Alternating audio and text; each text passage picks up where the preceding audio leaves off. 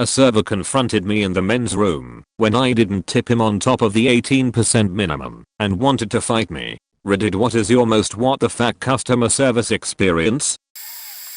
20 years ago, my fiance and I drove to Vegas for the weekend. We live near LA, so it was about a 5-hour drive. Late Monday night, on the way back to LA, we stopped at the state line to get a bite to eat. In those days there were just the two casinos on either side of the highway, and not the mini metropolis that is there now. The casino was almost completely empty, and the casino restaurant was deserted, except for us. The place had a weird airplanes and clowns theme, was way too brightly lit, and the colors were bright orange and yellow. It was hideous. Like a McDonald's, but without the charm. Being so empty, late at night, being the state line, being so nauseatingly decorated, we were assigned to a meal a cut below Denny's. We slid into a plastic orange booth that might have come out of a Taco Bell. The server came over promptly. It was like he just appeared out of thin air. He handed us the menu, but announced that they had a special, seafood, steak, whatever, I forget, but it sounded good, and it was half the cost of the highest priced item on the menu, so we went with it. The first thing to arrive was the Caesar salad. Only instead of bringing out salads on plates, the waiter brought out a cart and parked it at our table. He then proceeded to handcraft the Caesar dressing right there, a little anchovy. He asked us first, mustard, and whatever the fuck else, Worcestershire, lemon, garlic, capers, but it was like the Benihana of Caesar salad right there. Chop, chop, wham, bam, and it was perfect. I mean, perfect. The anchovy was just strong enough, but not overpowering. Everything else was in balance. The tartness of the capers, the sour of the lemon, all working together like a goddamn chamber orchestra. It was nothing less than amazing. Best Caesar salad I have ever had. Before or since. The food came pretty quickly, and it was expertly prepared. It was fucking exquisite. And you know how servers in already empty restaurants are sometimes like ghosts? You just never see them. This guy was a god among waiters. He knew exactly when to show up, not too much, not too little, just at the right times. Well, the food was incredible, and as the waiter cleared the table, he suggested dessert. I always need coffee, so a little dessert sounded good, and the food had been so good we figured how the hell could we miss it. It's a little hazy, but we ordered some sort of peaches and ice cream dessert. The waiter said he was going to need some help with this one, and he disappeared, only to return with another cart, and a woman he introduced as his manager. They set to whipping up a storm on the cart. Evidently they had to make the syrup for the peaches right there with whiskey and whatnot. They created a couple of huge fireballs that went whoosh. Yeah. And the ice cream had to be done just so. It was a faking spectacle. It was perfect. The perfect balance of warmth, a hint of alcohol, the tender juicy peaches and the sweet cold ice cream. Damn. Naturally the coffee was outstanding as well. Rich, black, and smooth. Then the bill came. You know how I said the special was half the price? The total bill, with dessert, salad and meal, for two of us, was less than $20. Less than $20. Best goddamn meal I have ever had. The setting was hideous, the expectations were low, but the service was excellent, the food was amazing, and the price was downright shocking. If I recall correctly, we gave him a $20 tip too. It wasn't enough, but hey, just over 100%, and I didn't have too much money in those days. I've gone back and looked for the restaurant, but it's gone now. They have built and rebuilt the places so much, nothing's recognizable, and to be honest I'm not sure which side of the highway we were on. I'll never forget that god-awful decor, though. Chances are this shall get buried, but I shall post my tale nonetheless. I went to McDonald's a few years ago in Alberta. I went with a friend of mine, and we just both happened to be gay. In a laughing sort of situation he said that we should pretend to be dating. I asked if he was suicidal, and he said well it'll be funny to see the reactions. He held my hand and put his head on my shoulder.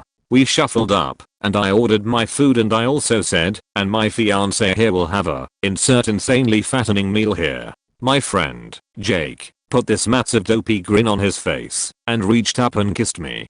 Me, being fairly good at improv, kissed back. The server, who before this had already seemed ill at ease, refused to serve us. He stood there with a defiant look on his face, refusing to fill our order. When I asked what was wrong, he looked at me and said, "I'm not letting some filth-sucking homo faggots get the right to eat here." I, taken aback, immediately responded with telling him to go get his manager. He refused. I asked again. He refused. Jake decided it was time to drop the charade and tried to explain that it was a joke. The server said, "No, you're both fags. I watched you kissed, and I can see you both have a hardened for shoving it in each other's ass." I had no bonner. We stood there for a few minutes, trying to argue sense into this moron, and we saw a flash of a manager's shirt outside. I told Jake to go get him. Jake runs out, gets the manager, and hauls him back in. The manager is standing there on the floor with me, and Jake and I'm trying to explain to the manager how server is being a massive factor. By now we've gathered a small group of people watching, including a couple of other servers. The manager looks at me and says, "I don't see what the problem is here. You don't deserve rights," and walked away. One of the people in the audience comes over. He's dressed in a suit and he says he's going to sue the place on behalf of us if he doesn't serve us. The manager still refuses. The guy in the suit, who turns out to be a lawyer named Andrew, says that he needs to provide the owner's information anyway. We get the phone number of the guy who owns the place. He says he'll be right there and he arrives. He then proceeds to fire the server and the manager in front of us, as well as giving us free coupons and a free meal. Well, I have one from the opposite side. I used to work at the cancellation dept of a major ISP, who shall remain nameless. Our stick was basically they try to cancel. We either talk them out of it, or bribe them out of it with free time, or refunds, or whatever it takes. Now, it was a stressful job, because this ISP sucked, and because it was lower end and the customers tended to be not on the more technical side of things. So we got a great variety of calls that made us feel like shit on a daily basis. Once, when the servers were down, I spent 12 hours getting screamed at by people because I couldn't cancel their accounts. One man put every single member of his entire family of 5 on the phone to scream at me. Anyway, this one time, I get a woman, she sounds young, and she has a cute as the email address. I go into my shtick about her bill and how it's important to have internet. I hear kids, so I go into the whole important for school thing. So, I try that. She's pretty nice and tells me that she would love to keep it, but she can't.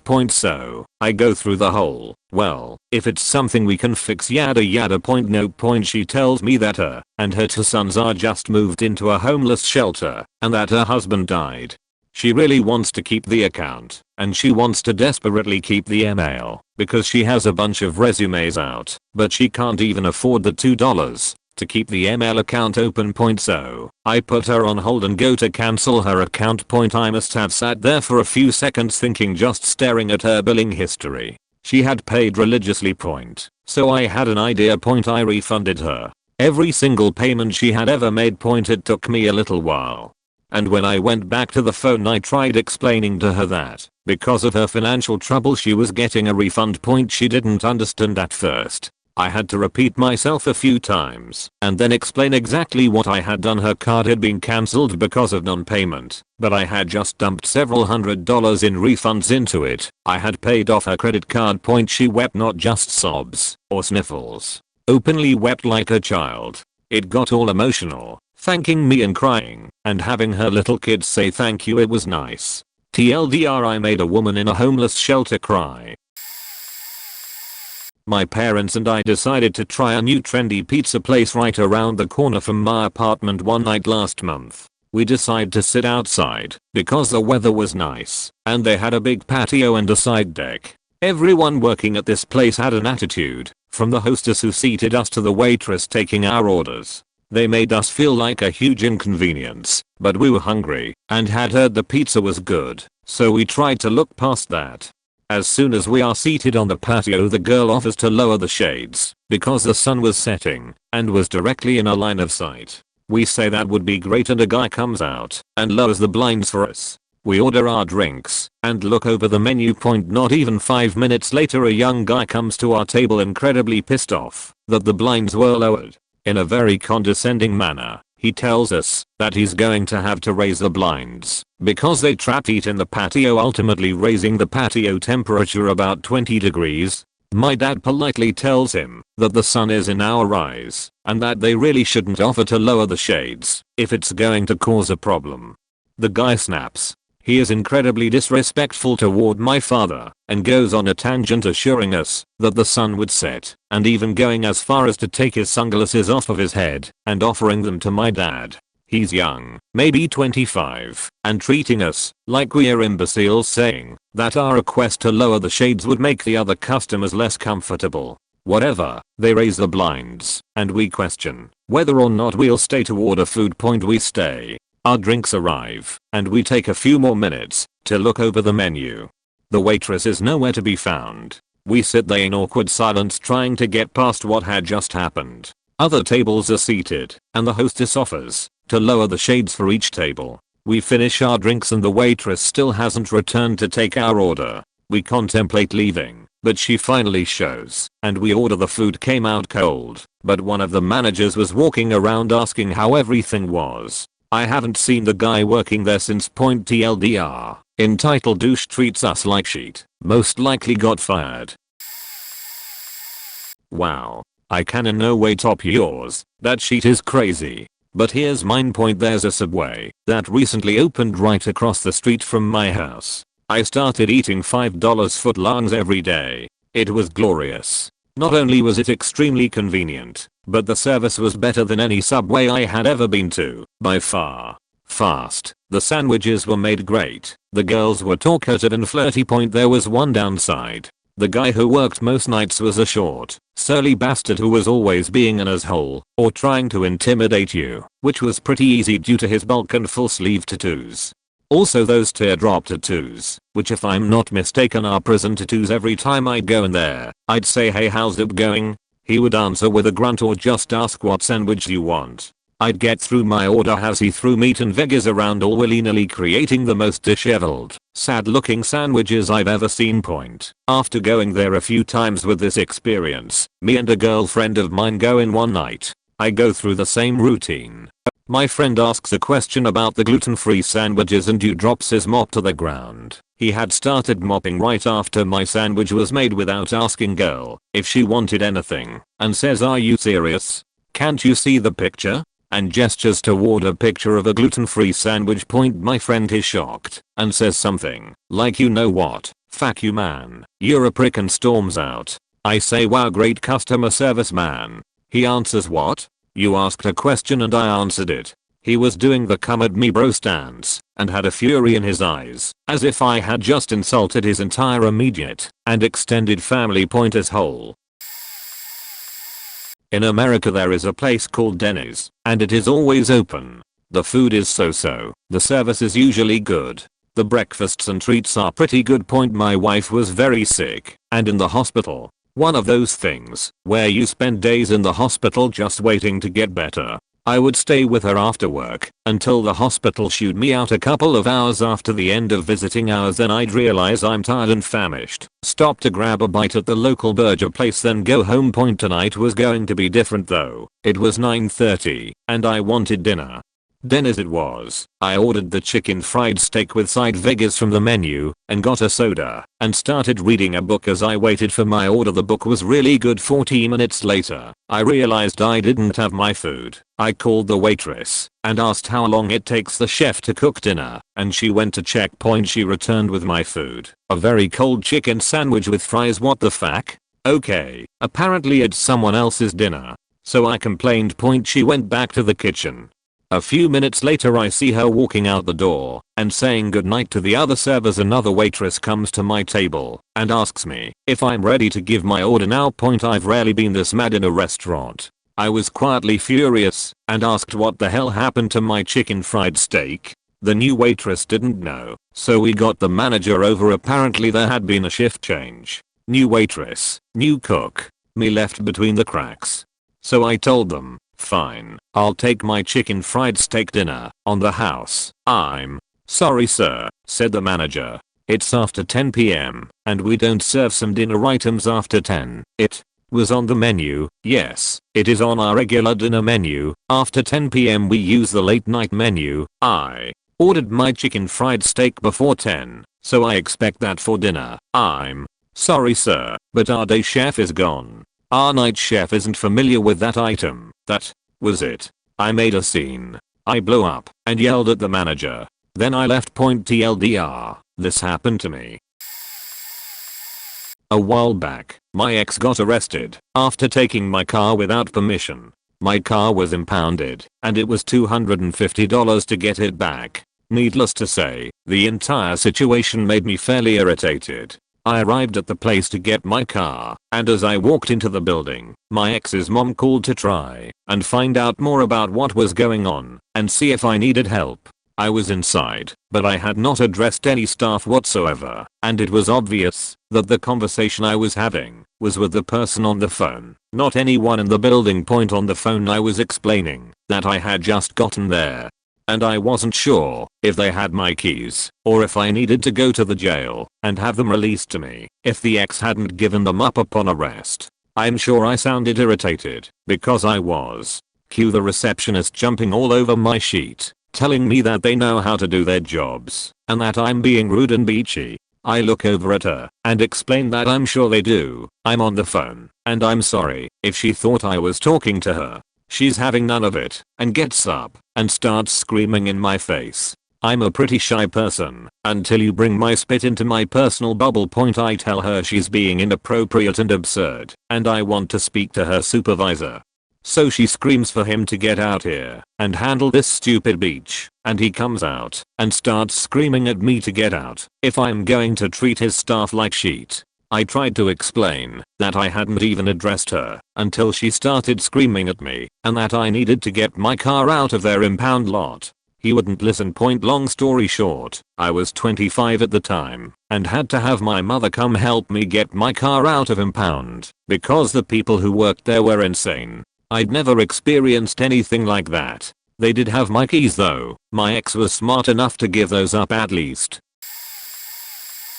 I had a weird one a few years ago. My wife and I and a couple of her brothers went out for coffee one evening. I had just gotten off work and hadn't eaten, so I took a look at the menu and ordered beef fragile, seasoned steak with onions and tomatoes on a torpedo bun, and my wife ordered a turtle cheesecake with her coffee. About 5 to 10 minutes after the waitress had taken our orders, another group of people sat down in the booth behind us. The same waitress came up, chatted with them, and grabbed their orders. After about 20 minutes, out comes the cheesecake that my wife ordered. No, wait, it's a cappuccino cheesecake. My wife called the waitress back and told her about it, and the waitress apologized and offered to bring her the proper one out, but my wife liked it well enough, so she said she'd just have the one that was brought to her. Another 15 to 20 minutes go by, and I'm still waiting for my meal, getting a little pissed off by this point when I spot the waitress coming our way. Plates in hand. Wait, plates. I was the only one who ordered. She walks by us and to the booth behind us and distributes the food. Now I'm getting really ticked. I hear the table behind me discussing their meals, and one of them asks another what he's eating, to which he replies, I don't know, but it's really good. Well, I thought, how the hell do you know what you ordered? Another 10 minutes go by and I'm about ready to leave when out comes the waitress, plate in hand. She sits it in front of me and asks if there's anything else I need. I look at the plate and back to her and say, this isn't what I ordered. I ordered a beef fragile. This is a beef tip. She looks at the plate, then quickly looks at the booth behind us. Yup, mystery guy who couldn't remember what he had ordered. He was chowing down on my fragile. Mistakes happen, and I'm pretty mellow, but when she said, well, can't you just eat this instead? I asked for the check and got up and went outside to wait for my wife before I totally lost it. To top it off, she tried to charge me for the beef dip. TLDR, I know I'm stupid and this is crazy, but you didn't order this, so eat it maybe. Edit. Wow. Thanks for the upvotes everyone. My what the fuck moment in customer service history. I had some money and personal items stolen out of my hotel room while vacationing in Mexico. The day we had to catch our flight was the day I noticed it had all gone missing. Some of the memorabilia I had bought for friends, along with $80 American and some expensive Macup. I was 18 at the time, and I was absolutely devastated. The hotel refused to help in any way, and I know it had been there before breakfast and our room was cleaned. So I headed to the airport sadly, completely bummed about an otherwise awesome trip.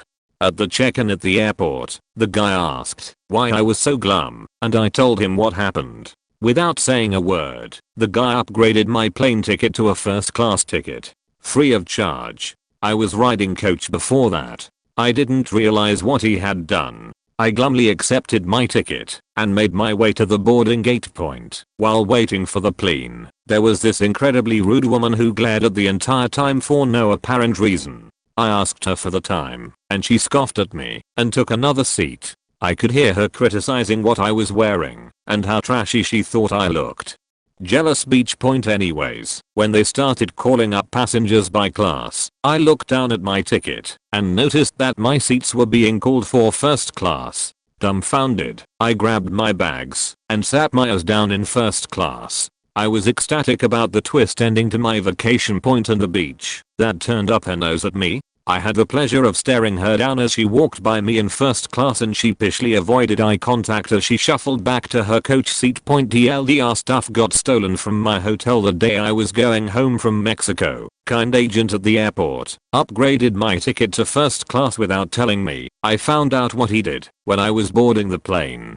Edit. For those of you wondering, this happened 6 years ago, and the guy was working for Alaskan Airlines. I'm sure if I would have written the airline to thank him, he could have possibly gotten fired, as upgrading a passenger to first class at no charge for no reason could cost him his job. Either way, I thank him from the bottom of my heart of single-handedly making my trip turn out okay in the end. Edit 2. I realize now that apparently upgrading classes for free is normal. I guess I thought, since he didn't say anything about it, he would have gotten in trouble for it. Maybe 10 years back, a new Mountain Mike's pizzeria opened in my town. Since it's a really small town, my family got excited for a new restaurant, so we went in just a few days. After they opened, the four of us sat down and were helped right away. Ordered a large pepperoni pizza and drinks. Pretty simple. Our drinks come in a timely fashion. Our pizza did not. We waited. We are generally all pretty patient and understanding for an hour before we snagged a server to ask about our pizza. There were very few people in the restaurant, and most of the servers were sort of milling around, sweeping and wiping clean tables and other busy work. The guy apologized for the wait and said he'd go check on it for us. He came back out and said they were very sorry, but it would be another 30 minutes on the pizza. No explanation, but we figured maybe they'd forgotten to put it in. We gave them the benefit of the doubt, since they'd just opened. We waited another 45 minutes, and no pizza came. Called a server again. He told us he was very sorry, and he would go check on that for us. He came back out with a black disc that wasn't even recognizable as a pizza. It was a giant charcoal brick. Parts of it were actually smoking. He put it on the table and told us to enjoy our pizza, and that they were sorry again about the wait, but that they forgot it in the oven. The first time we ordered it. So my dad finally had enough and very politely told the guy thanks but no thanks. We wouldn't be eating this pizza and we would probably not be returning unless we heard that their service had improved. We stood up to leave and the guy bolted for the back room. Out came the manager. He asked us what the problem was. My dad told him that we waited nearly 2 hours to be served a pizza that had been in the oven for just as long. He showed it to the manager. It was literally inedible. The manager shrugged and said, "I don't see anything wrong here, sir, except that you're trying to leave without paying for your meal." The manager ordered employees to stand at every exit to ensure that we couldn't leave. My dad still refused to pay and suggested that the manager let us leave or he would call the police. So the manager called the cops, saying there was an indignant customer in the restaurant. The cops showed up and asked what the problem is. Manager said we won't pay for our pizza. My dad said the manager wouldn't let us leave, but the guy denied it. Cops scoffed at the manager, walked us out of the restaurant, and we've never eaten there since. This is a throwaway account, so I can post this, but it's a funny story that I tell at parties. So I started out in the real estate industry, doing deals here and there, until I had enough savings to buy my first restaurant. The restaurant was well established in the Seattle area, and I do still own it along with a couple others now. I try to treat my employees with as much respect as I can, and I do try to keep the pay high enough so that employees can actually afford to eat in my restaurants, as they are somewhat expensive and higher end. Now keep in mind that I'm a relatively absentee owner now, because the restaurants are owned by a corporation that I head, so I have no idea who a lot of the employees are. I know most of the managers, but the turnover rate for the servers is relatively high, as most are college students. Needless to say, I don't get to know them very well. One day, I decided to do some undercover management, where I go through and judge the service and the quality of how the servers help the customers and the clientele.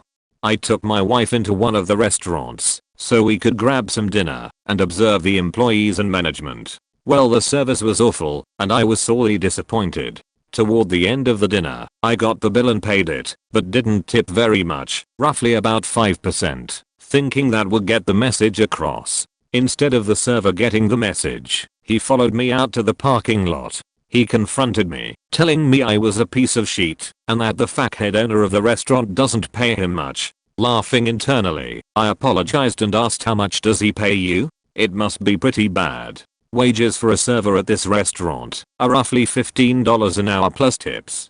Again, I try to pay enough so that the servers can actually afford to eat in my restaurants. He told me he was only getting paid minimum wage, which I did check on to make sure the management wasn't stiffing him. His entire story was bullshit, but I entertained it. The next day, I called the manager to set up a meeting with the server in question. The manager knew who I was, but wasn't working the night prior when I had dinner there. I showed up to the meeting and walked into the room where he and the manager were assembled. Keep in mind, I told the manager to not tell the server who I was. I walked into the room and saw the server's face fill with contempt and anger. The server immediately said, "This fucking guy again." He looked at me and said, "What do you want? To rip me off again? I already know you can't tip worth crap." I laughed, and the manager asked the server if he knew who I was. The server said, "Yeah, one of my customers from last night that treated me like crap and tipped like crap." Now, I was a little hard on him the night prior because I wanted to see how he would handle different situations. I laughed at his last response and told him he was fired. He asked me, "Who the hell do you think you are? You can't fire me." I calmly explained that I was actually the owner and what he did was in terrible form, and he is not fit to be a server in the restaurant, because not only did he not treat a customer with respect, he tried to guilt a customer out of money. I saw the blood drain out of his face after it sank in that I was the owner. He started tearing up and apologizing, explaining that he was under a lot of stress with his wife and daughter, and he is suffering from PTSD from his time in Iraq. Come to find out, he didn't actually have a daughter, nor was he in the military. TLDR, I'm the owner of a restaurant that went incognito of my restaurant and busted one of my servers for trying to guilt me into giving him a better tip in the parking lot. Edit. Have had a lot of people asking for business advice, more so than asking for work. This is impressive, because I'm a huge fan of wealth building techniques and business ownership. With that said, I'm more than happy to provide advice for your business, but keep in mind that I don't have much context into your brand/products, nor do I know your financial situation or the sub-market that you are in either. Needless to say, I'm not wholly qualified to speak directly to you regarding your business. Edit 2. If you're looking for a good book for wealth building, I would start with The Richest Man in Babylon. It's fantastic and I'd give it credit for a lot of my success. I would recommend staying away from anything by Donald Trump though. Hate to cast aspersions on the guy, but he really is garbage. I had a cashier at Target ask if I wanted to sign up for their credit card, to which I declined. She then asked to see my ID, which made sense as I was buying beer, and she used it to sign me up for a Target credit card. I was faking furious, because I don't see how that isn't identity theft, and told her I wanted to talk to the manager. Only time in my life I've uttered that phrase. She got really angry and defensive, started insulting me, including calling me a faggot, and refused to call her manager. I got another cashier to do it, and then the woman flat out lied to her manager about what had happened. It was at that moment I discovered I had no telekinetic abilities, because if I had, she surely would have exploded. The manager assured me the woman would be fired and gave me a lot of gift cards to make up for it. Since I now had to go through the whole process of cancelling a credit card point, I went back about a month later to use some of the gift card value, and I saw that goddamned woman still working there. I said something shitty to the manager, left, and sold the cards on Craigslist. I'll never shop at Target again. Edit. To address some, I don't know anything about the SSN stuff. I'm not a credit card registration engineer, and you probably aren't either. I know it seems like one of those things that must be, but I didn't give mine, and I was still issued a card. It's just a thing in life. That is, it was in 2008 or 2009. For anyone involved or concerned, it's a non-issue. It did take some time to clear it up in terms of my credit, but there's nothing anybody can do. Time heals all. I haven't shopped at Target since. Nor will I. I know it was to employees at one of many locations, but I won't give them my money. Petty grudge or not, it's my petty grudge, and goddammit I'm taking it to my grave. 4 AM is a stupid time for me to still be thinking about an asshole who worked at Target several years ago. I went out to dinner a few months back with some friends at a pretty typical chain restaurant. Me, I'll have a Diet Coke please. Waitress, oh, we only have Pepsi, is that okay? Me, sure. A Diet Pepsi will be fine. I have my soda and a few refills over the course of dinner and start feeling really shitty. Right about here is where I should mention that I'm a type 1 diabetic, and since I always just drink Diet Coke, don't know the difference in taste between Diet and regular Pepsi. I checked my blood sugar, which had been perfectly on target before the meal, and my meter just read high. Meaning that the value was so high that the meter actually couldn't process it. What I had eaten for dinner couldn't possibly have put me there, and I dosed with an appropriate amount of insulin to cover for it. So we flagged down the waitress, and I asked, "This isn't Diet Pepsi, is it?" She responded by telling me that it wasn't, that the Diet Pepsi fountain was out of syrup and she didn't think I'd mind, and besides, I'm plenty skinny and don't need to drink the diet stuff. I started cursing, pulled out my insulin syringes to dose for the 4 full sugar sodas that I'd drank, and told her exactly what I was doing. I then told the manager what had happened and that I wasn't planning on paying for the meal, but would instead put the money toward the air bill that I was about to incur. Went to the hospital where the lab determined that my blood sugar was still in the 700s even after I dosed, and I ended up staying overnight because my glucose level stubbornly refused to come back into range. TLDR, waitress almost killed me because she thought I was too skinny to order diet soda. Edit, moved the TL doctor to the bottom for those of you who hate spoilers. Was at a Shell's in St. Pete Beach, Florida with my parents, sister, wife, grandparents, aunt, uncle, and cousin. So 10 people in all. We sit down at a mostly empty restaurant and order a couple drinks around the table. Waiter comes to take our order, but doesn't have anything to write with. Okay, some fancy restaurants do that. Didn't expect it here, but whatever. Dude has to come back 3 times over the next half hour to ask people what they ordered because he forgot. 45 minutes in, he comes back to say that he forgot to say that they were out of tuna, so 4 of the orders can't be made, and they need to order something else. Something like an hour and a half after we order, the food comes out. Almost half of the orders are wrong, or have the wrong sides. Mine is supposed to be salmon on a bed of spinach and risotto. I got a piece of salmon that was about 4 normal bites big, an ice cream scoop of risotto, and no spinach in sight. When I asked him about the spinach, he said it's under the salmon, which I found hard to believe, since it only occupied about 5 square inches. Lifted the salmon and found about 3 wilted spinach leaves stuck to the bottom of it. My dad, who was paying, complained to the owner, who simply said, "Oh, I'm sorry, we'll try to do better next time." To which my dad said, "You're going to comp me half the bill or more, and maybe there will be a next time." Dude shrugged and gave my dad the drinks for free, which was only about $15 worth. Needless to say, we never went back. Edit, cousin was accidentally plural at first. My wife and I needed some furniture for our new house, so we went couch shopping a couple of months ago. Now that we are in our 30s, we are looking for pieces that are a little better quality and will last longer, so we went to a nicer store.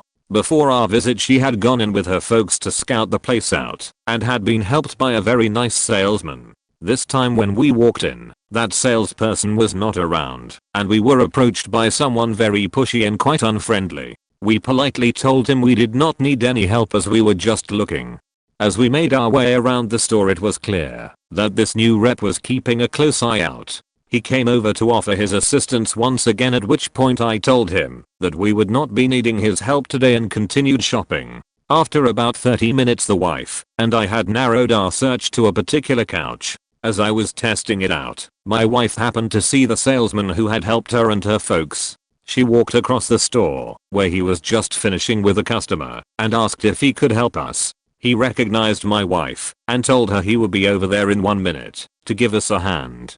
All of a sudden, out of nowhere, the second salesperson comes up to my wife and says, "What do you think you are doing?" My wife was surprised, so she asked him what he meant. He said, "You are supposed to be my customers. I haven't taken any other ups since you walked in, so how dare you talk to another rep?" Well, at this point I got up from the couch and walked over asking who the hell he thinks he's talking to. He began arguing and telling me that I was supposed to be his commission and that I was cheating him out of money. At this point I just about lost it, and thankfully the nice salesperson came, took me by the arm and defused the situation. Needless to say that the manager and I had a nice long chat. The rest of the staff could not believe what he said to us, and we could see them arguing with him at the other end of the store. I think he was just a bad salesperson who saw everyone else get sales, and that was the day he snapped. TLDR salesperson, though it was my job to provide him with his commission, I had to inform him differently. I needed my hot tub repaired, so I called a repair and cleaning service in a nearby town. I live out in the Bohemians, but the company's website said they offered repair service to all cities in my county. The two towns are about a 1.5 hour drive apart.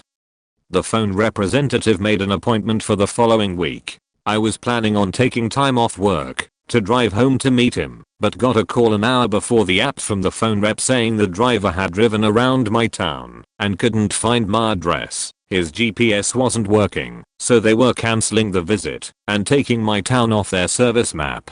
I was annoyed that they had delayed the repair process for me by a week, so I posted a 1-star review on the Google page for their business. I got a voicemail 2 hours later from the phone rep, politely saying that he felt the review was unfair, that he tried to explain their reasoning for not showing, and asked me to remove the review. A few minutes later, I got a call from the driver, who was verbally abusive right off the bat. "Driver, do you have any idea how far is from 30 County? Me. Well, it's in 30 County. Driver. Do you have any idea how far it is from civilization? Me. Well, I drive to civilization every day for work. So not that far. Driver. It is when your truck gets 12 miles per gallon." This continued for a minute or two, and eventually I offered to change the review to 2 stars because I was still disappointed in their service. Driver refused my offer, demanding that I delete the review completely. I said I was done discussing it and hung up. He rang my phone 6 more times in rapid succession, and I posted another review saying the guy was currently harassing me over the phone. Then, I started getting text messages. "What time will you be home tonight? $268K.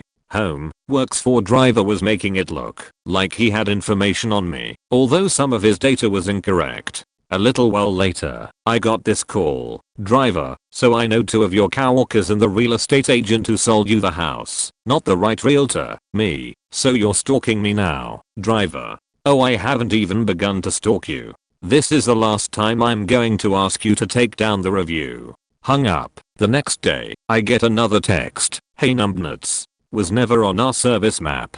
You will be sued if you do not remove your review." Final warning. I got a phone call from the phone rep, who relayed the same warning from the driver. I asked him if the driver worked for him. Turns out the driver was the owner and boss. I eventually took down the review, not wanting to call the guy's bluff, or worse, having to go to court. A few days later I noticed a $20 charge on my bank account for a credit report. Had to call the 3 credit agencies and get the charge reversed and fill out forms for identity theft.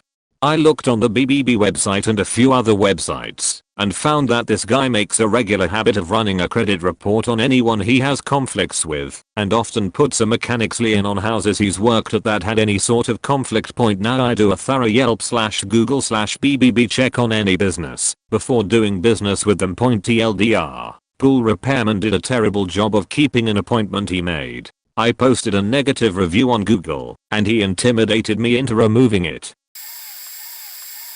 At a Mexican food restaurant with a girl I'm getting to know. It wasn't a date, really, it was just like hanging out and getting to know each other, and we decided to go grab a quick bite. Anyways, I've kind of gotten into this horrible habit of only paying with my debit card and never having cash on me. As you probably know, a lot of times when you pay using debit/credit over a certain amount, I believe it's $5 or $10, places have you sign a receipt that they keep. The receipt the guy at this place handed me had a place to leave a tip point, since I've been to this place a couple of times before. I know how the service works here. You order at the register, go and sit down, they call your number, and then you go up and receive your food. So I didn't leave a tip. I'll tip at this place/places like this if I order something specially made or something with extra toppings on it and they don't charge me, but other than that, I really do not see the need to tip. They aren't bringing your food to you. They aren't doing anything out of their way. They aren't bussing tables. There's simply no need to tip. Point anyways. I don't leave a tip and the guy just says, "Wow, big spender here." I look up at him and I'm like, what? Because at this point, I honestly have no idea what he's talking about. It didn't even register in my mind that he could possibly be upset that I didn't tip because he's doing nothing to warrant a tip. He just stands there and takes orders and calls them out, a job that he is paid an appropriate wage to do with no extra effort needed to be put in. It'd be the same as tipping someone working a register in a grocery store or at a McDonald's. Well, back on topic, the guy ignores me and says to the girl I'm with, "Glad you're dating such a big spender." He can't even afford to tip. How do you think that's going to go further down the line in your relationship? She's just kind of baffled. I'm just kind of baffled. And at that point I just decided it was best to ignore the dude and go sit down. So I shrug it off with a whatever. After a bit of an awkward sit, our food comes up. So I go up to get it and decide to just get it to go. We grab our drinks and our burritos and walk out of there while the guy gives me dirty looks and keeps calling me big spender, only to sit down on a bench near the restaurant and find our orders are completely faked up and nothing near what we ordered at all, as well as the drinks only being filled halfway. I'm normally not that picky and would have just said "fuck it" and eaten it and wrote it off as more trouble than it was worth to fix the order, but I'm here with a girl and didn't want to look like a bussy. Point we take our food into the restaurant where I explain to the guy that our order is messed up and our drinks are only half full. He says, "Oh, complaining about your order and couldn't even be bothered to tip? Now you're putting me through all this trouble and can't be bothered to tip." And just keeps rambling on with shit like that while a line forms behind us and he finally goes to fill up our drinks.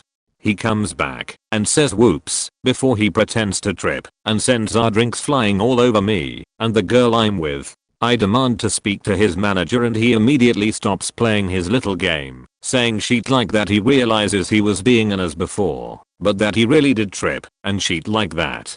Basically saying anything to beg us not to talk to his manager and even offers us our money back on the order. But I refuse and keep demanding to talk to his manager until the cook in the back finally hears what's going on and goes to get him.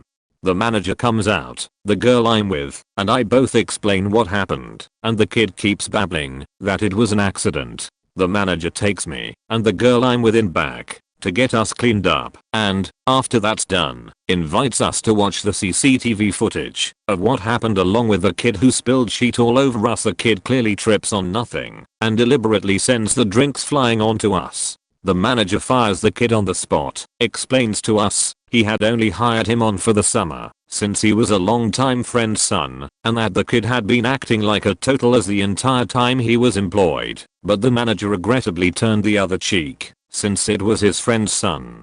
The manager was a really nice guy and paid for our meal as well as gave us a card each that gave us 10 free meals at his restaurant. He even went in the kitchen and cooked our orders himself, gave us them in to-go bags, and paid for a cab we had walked to take us back to my place so we wouldn't have to walk home in sticky clothes. TLDR, kid is a dick because I didn't tip him, deliberately spilled sodas on me and the girl I was pseudo dating, then gets fired, and the manager does an awesome job of making it up to us. Perfect forecast for kid's birthday. Grilling. Sunny skies when the food goes on the grills, but suddenly it's hailing. One of the grills is knocked over, and the other is filling up with water. More or less we ended up ordering pizza. They messed up all of 4 extra large pizzas. One was supposed to have no cheese, just sauce and pepperoni. They didn't include the pepperoni, so it's just sauce on a crust. One was supposed to be supreme. Again, no pepperoni.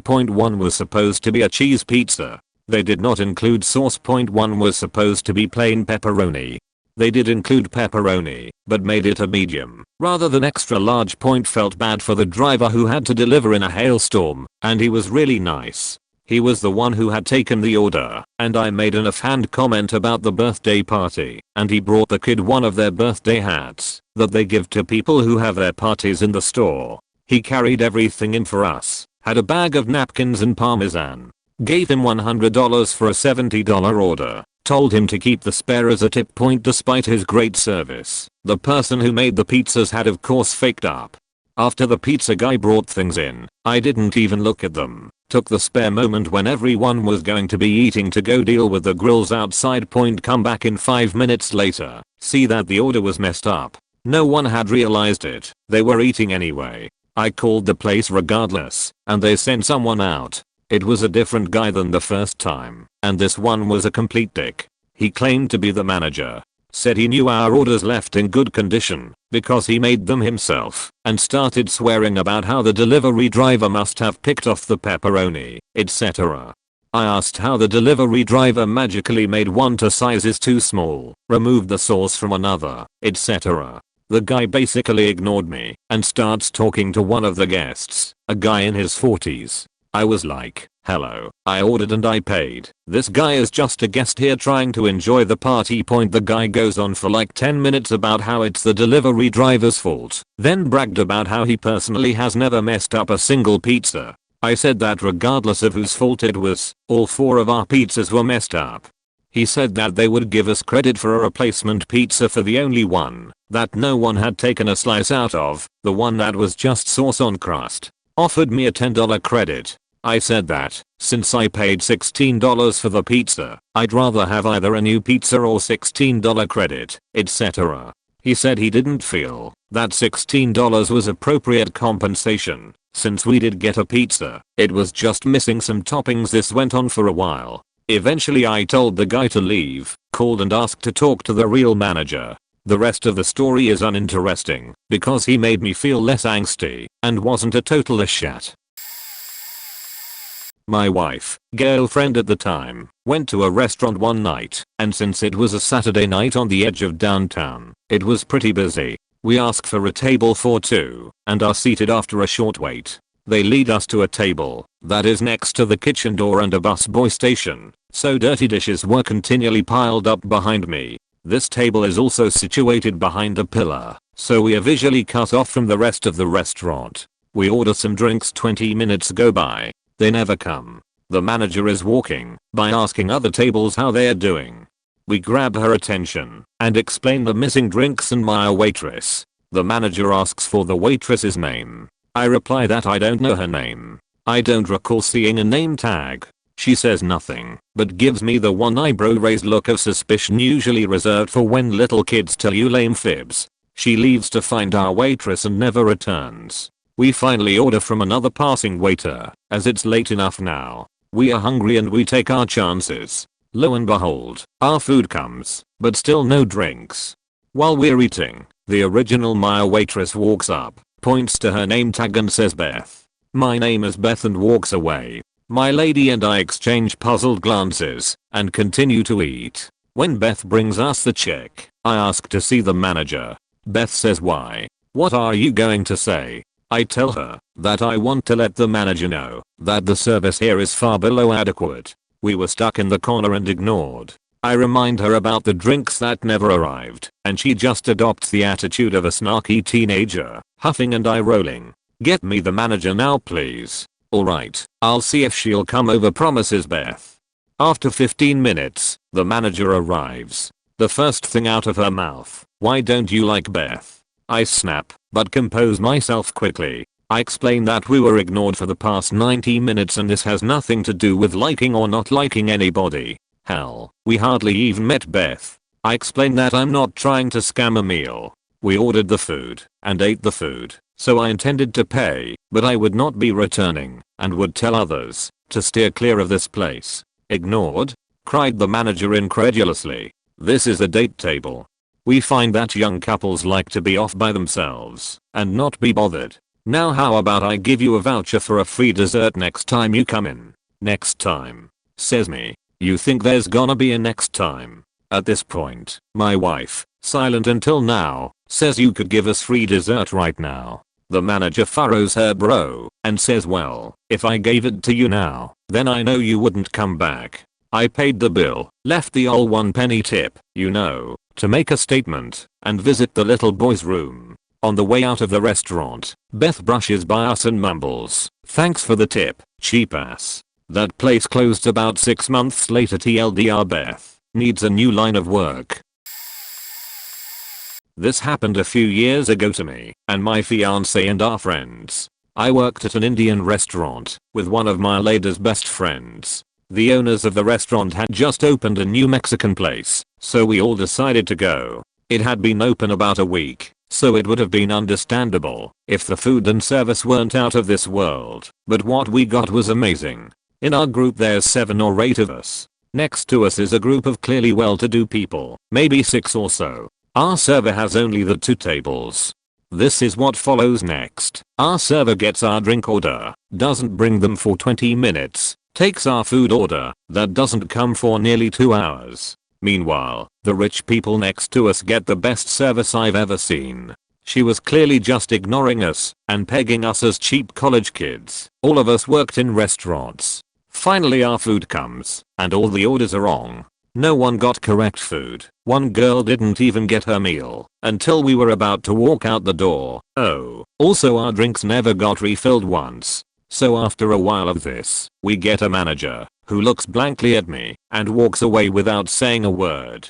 Finally we get someone else to come talk to us. We explain everything to her. Lastly, we drop the owner's names, saying we work for him and will be telling him everything that happens. The general manager's face goes slate white. So knows they're faked. After all of this, we just wanna leave. They gave up half off the entire meal. Then the server comes up to us and says, "My bad guys." That all we got in a form of an apology. We left her a tip of about 3 cents. On our way out the hostesses are all smiles and asking us how the meal was. I turned to this girl, who was clearly unaware of what happened, and just go, "It was faking terrible," and I grabbed a giant handful of peppermints and walked out.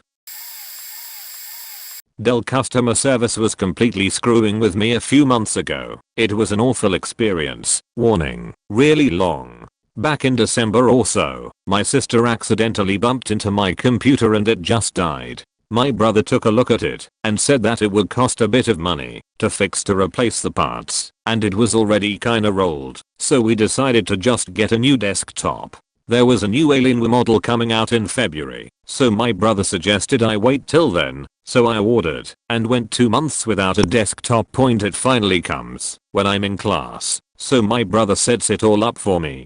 I get home and I'm super excited to try it out, and it keeps randomly shutting down. Whenever it switched graphics cards, the computer would just turn off, and we couldn't figure out why, but we suspected that it was a hardware issue rather than software.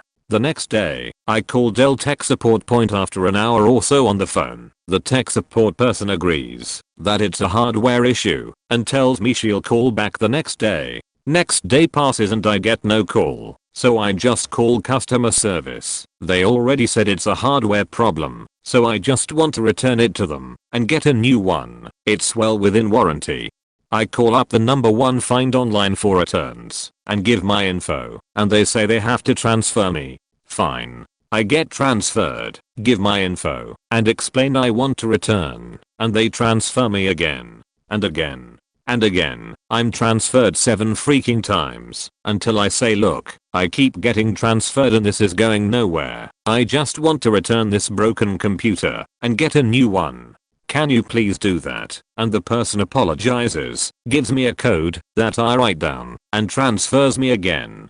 After that last transfer, I ask I just want to return this computer, can you do that? And she says yes, I can do that. So I'm thinking finally, I can get this over with. She asks me for a code that someone else would have given me, and I say yes, someone just gave me that code.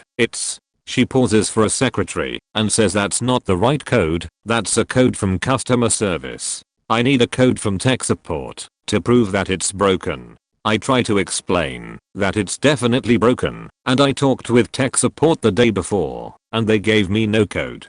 So she says that I either have to call tech support again and get a code, or I can return it without the code, but it'll be a 15% stocking fee, as in 15% of the total cost. By this point, it had been another 2 hours on the phone, and I had to go, so I was getting extremely frustrated. I just said I'd call tech support again, and I hung up point. So I go to class and a few hours later, my brother calls me and said he took care of it. Another 2 hours on the phone, and someone would come by to pick up my broken computer and ship a new one. I'm really happy that it's taken care of. 2 weeks later, no one's come to pick it up, and I'm still without a computer. And then Dell calls, and this happens. I wasn't home. My other brother answered the phone and told me what happened. Dell, are you enjoying your new computer? Brother, no, we still only have the broken one we got first. We never got the new one. Dell, oh yeah, that's right. We didn't ship it yet. Brother, what? Why would you ask that then? You just lied to me. Dell, I'm sorry. Anyway, we are waiting for a part to come in for your refurbished computer. Brother, excuse me? We didn't order a refurbished computer, we ordered a new one, and we paid full price for it. Dell, oh yes, it looks like you're right. Brother. What the hell are you talking about then? Is my brother getting his computer? At this point, my mom, who had been listening, intervenes and tells them to cancel the order completely. We are done with this crap. So I get home and find that after nearly 3 months without a computer, I'm now in the exact same situation I started in. I was not happy. We finally just went and bought a desktop in person from, of all places, Costco. The funny thing is that every person I talked to on the phone was unfailingly nice and polite. They were just extremely incompetent and did not help me at all. TLDR, Dell sends me a broken computer and puts me through a lot of crap as I try to return the defective one and get one that's not broken. This was back when I was in my 3rd semester of college. Finals had just finished, and I was in a strange funk from lack of sleep and not seeing friends for about 2 weeks straight. I was tired and nervous cause, fuck man, finals. Anyways, to relieve some stress I decided to go out with friends and eat some Martha faking hot wings. I gather a few of my closest friends, and we head off to a certain owl-themed hot wing establishment. We get our menus and start chatting, looking at the menu and just chilling. Then our waitress comes over and does nothing. She smiles, kinda leans in, and rests her arms and just stares at us. We were thrown off, and after a good few minutes or so she finally asks us what we would like to drink. When she comes back with our drinks she does the same thing, so we just starts ordering, because if she's not gonna do her job we may as well do it for her. We get our food, fried pickles and a ton fuck of wings, and we thinks things resume to normal. Nope. This is the what the fuck moment. Remember, she hasn't engaged us the whole time we were there, but she comes over halfway through the dinner and does her little routine. Smiles, leans, stare. Then she looks me right in the eyes and eats one of the fried pickles. Looks over to my friend and again eats another one. She then giggles and leaves a table full of mortified customers. We just stopped eating at that point, ask for the bill and leave no tip. While we are trying to scramble away I must have pocketed her pen when I signed the receipt. Some fat asshole regular customer comes outside and asks for her pen. We give it back, and he says something along the lines of guess kids these days don't know how to tip. And I respond with, not for shitty service I don't. I don't expect much when going out. I always tip a decent amount, even if service is slightly subpar, because I know too many people who are servers and I know for a fact I could never deal with so much shit. But some things I expect is 1. Being engaged by the person serving me, not staring at me, and 2. Not having them eat my faking food with hands that have been God knows where. TLDR, waitress ate food off our plates. About 2 to 3 years ago, my husband, who was my boyfriend at the time, and I went car shopping. He was divorced and wanted to get rid of his 4Runner because his ex-wife picked it out, and it wasn't the car he wanted. So we decided to stop by a Lexus dealership down the street where he lived and check out the SUVs. Now, I have to say we weren't dressed to shop at Lexus. He was sporting a scruffy Irish beard and wearing long board shorts, faded tee, and flip-flops, and I was in a frayed denim miniskirt, a vintage tee, flip-flops and my hair in a messy ponytail. Anyhow, we walk around the lot looking at the sedans first, but he really has his heart set on another SUV. We were then approached by this silver-haired white guy that reminded me of Roger Sterling from Mad Men, but a much bigger asshole as we later found out. My husband's first question to the sales guy was, what's the difference between 4WD and ORD? The sales guy answers, for someone who is looking to buy an SUV I would expect you know the difference. What the fuck? Strike 1. My husband goes quiet, and I can see in his eyes that it's on like Donkey Kong. He's going to take the piss out of this guy. Then my husband asks about the different specs for the recipe. The sales guy goes on saying that they can't customize them and that they only have what is in their inventory. Strike 2. So you're telling us we can't customize a $50k plus SUV and it only comes in 2 pre-configured specs that happen to be at the dealership. Anyway, my husband then asked him, does Lexus have any deals or specials going on at the moment? To which the sales guy replies, if you're looking for $10,000 off or something you might want to go across the street to Chivy. Strike 3.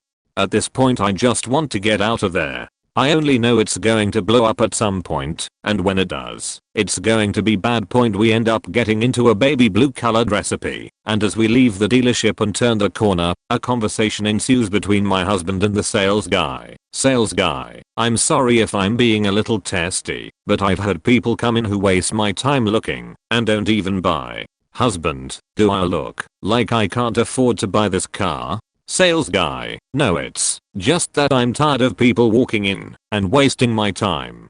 Me sitting in the backseat curled up hoping the sales guy doesn't go postal and crash us into a post or house. Husband, in his crispest native Irish accent, turn the faking car around. I don't want to deal with you anymore. Most awkward silence ever. We got back to the dealership where my husband spoke with the general manager. He ended up assigning us to a different salesperson, but in the end, he decided not to give the place his business.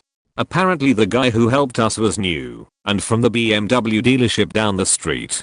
He had sold like 1 car since he started there 2 to 3 months before.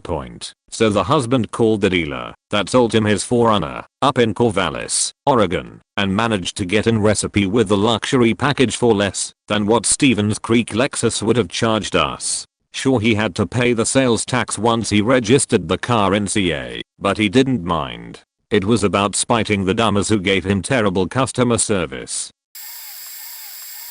This happened to me just a couple weeks ago. While at the beach, we went to a diner in Spring Lake, New Jersey. If you've never been there, or are convinced that the NJ beaches are only filled with kiddos, know that Spring Lake is an older, cleaner community where kids barely require adult supervision for anything.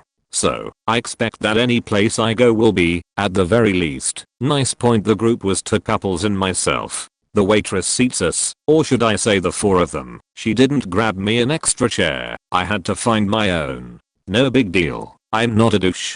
She then goes around the table, getting drink orders, and proceeds to ignore me. I'm hungover and all I want is water, but I'll suffer a little longer I guess because, like I said, I'm not a douche. But then I got testy. She took over 10 minutes to get 2 waters and 2 coffees for the table. Keep in mind the place was mostly empty. She finally comes back and asks what we'd like to eat, addressing the person to my right first. Engage douche. I jump in and say yes, I'd like to order, but a drink first would be nice, if you don't mind. Looks at me as if I have two heads, like who the fuck am I expecting to be waited on by my waitress? Whatever. We order. Food comes. Not her fault, but to add to the issues, the food sucks. Not just mine, every owns. Can't even eat my toast because it's stale. My friend never gets his juice that was supposed to be included. We ask for more butter for our dry toast. She brings 2 little ones. My female friend asks for a side of bacon. It never comes. Thank God there weren't 6 of us to mandate 18% gratuity, because she got 0%. I've worked in food service, and that was not service. It was a nightmare.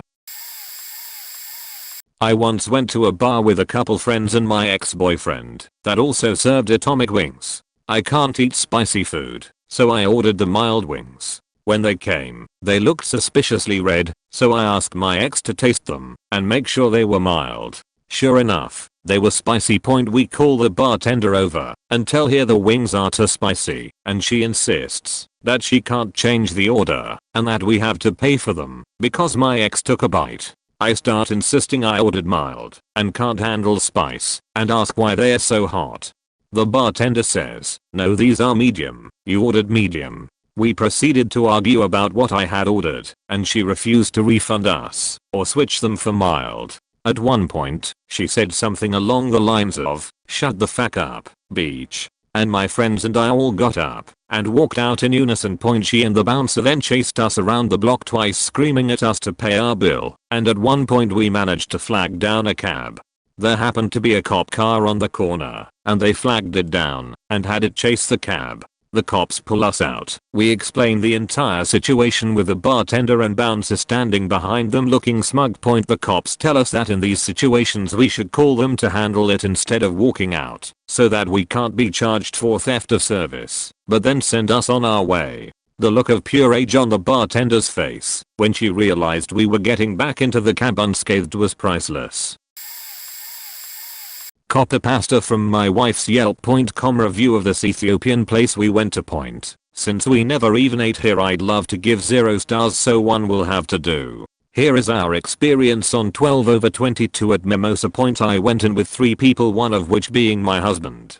There was a table with a party of 8 waiting for food. As it appeared they had placed orders and the waitress seated us down and gave us 3 menus for 4 people. I went to look for a restroom with a friend and asked the waitress where it was. I should mention that the restroom is located in the kitchen and you have to pass through it to use, and never would have found it unless told where it is. When both of us came back and sat down, we started to discuss what to order. There was another group of 4 that came in and sat after us. After deciding, my husband tried to go to the restroom. The waitress tried to tell my husband that he can't use the restroom and instructed him to return to his table for whatever reason unknown to us. As he sat back down, I saw a lady from the table that got seated after us going through the kitchen and go to the restroom. Soon after, the waitress came and more or less kicked us out. We were told us there was no food whatsoever, even though we had arrived before 9 PM on a Wednesday night and their stated closing hours were 10 PM. Food was being prepared and served to other guests as we were told there was no food. We tried to talk to the waitress a little and try to understand the situation, but she was unable to effectively communicate in English. Needless to say, we were all livid over the situation as there was no logical reason why we were refused service. The only reason we could surmise about why we were abruptly refused and denied access is because she don't want him to see they do indeed have food. While not communicated to us, we believe that we were refused as one of our party had placed a http restaurant.com gift certificate on the table and the waitress saw it and they did not want to honor it and tried to pass the situation off as there being no food available. The table that got seated after us did not get turned away as we waited outside for a moment to see if others were being told there was no food also. If the restaurant does not have a working relationship with http restaurant.com and does not want to honor the gift certificate, it should have been stated, as we would have gladly eaten there anyways, since we made the trip out just to come to this restaurant. If they wanted to shut down the kitchen early they should not have seated us. This is the worst restaurant experience I have ever had, and I cannot recommend this restaurant regardless of any reviews about how good the food is due to the outright refusal of service with no legitimate reason behind it. This is out of order, but I used to write restaurant reviews for my friend who ran a local publication, so this is relevant later in the story. I once ordered pizza and a bunch of other stuff like baklava, falafel and fries for a group of friends I had over at my house. We were watching Battlestar Galactica and doing some considerable drinking. So the pizza arrives. I pay the driver and tip extra as usual, only to realize a few minutes after he leaves that there are a few strands of long black hair on the pizza. The baklava was like a month old, rock hard and stale. The falafel was cold and lacking that tzatziki sauce, and the fries were cold and undercooked. I've worked in the food industry and understand things can get rough, but this was a complete and total fuck up. I call the pizza place and ask for the owner, as he is always around. He answers and I tell him everything that is wrong with my order and how disappointed I am, because at that point in my life, I ate there at least 3 times a week, not just pizza, usually healthier stuff. Motherfucker has the balls to tell me there is nothing wrong with the order and hangs up on me. I call back, and he must have had caller ID because he picked it up and hung up again. I called from my girlfriend's phone and he answers. I tell him it's me and to please not hang up. I explain that he is providing the absolute worst customer service I have ever experienced and that I'm a regular. He knew me by name and wrote for the local community sign. I had no other option but to tell him I would be forced to share my story not only with everyone I knew, but the entire community. I did not want to play that card, but again I had no other choice. At this point he totally freaks out and pulls a 180 on me, apologizing profusely and said he would personally come over to my place and return my money with a personal apology. I reluctantly agreed as I figured maybe this guy was going to come and attack me. After we ended the call, I ordered a bunch of food from a different place. 2 hours pass, and I hear the doorbell. Everyone who was there came with me to the door, and as we opened it, there was the owner with what looked like $100 worth of pizza and appetizers, as well as a few bottles of soda. He handed it to me along with my money and apologized for his behavior, said something about family/business problems. We shook hands and called even Steven. I stuffed all of that food in my empty fridge and continued drinking with my friends and handed out full pizzas to them as party favors when they left. Weirdest pizza experience of my life. My friends and I went to this pizza joint near campus, and we were all 3 really hungry, but decided that waiting for a full meal would be preferable to fast food. So we get there, and the place is empty. We get seated, and the server lady hands us menus and such. So we figure out what we want, nothing crazy or difficult to make. The server eventually brought us drinks, and another small group came in. Soon after, they ordered. About maybe 20 minutes later, the other table's food arrives.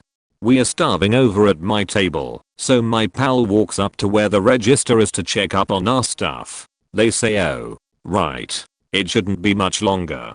Kind of iffy, but we are optimistic. Half an hour later, the other table is almost finished. We are angry, but so far we had stayed because I was really craving potato skins and they were the only place within walking distance of campus with them. However, when my friend went up to ask again, still no concrete time frame on our food, we decide that if it isn't out by the time the other table leaves, we are gone. Sure enough, when that table leaves, still no food. It's been at least an hour 20 since we ordered. Our drinks were never refilled, and we are pissed. I just wanted to get out of there, though my friend ended up writing something small about shitty service on the table in mustard.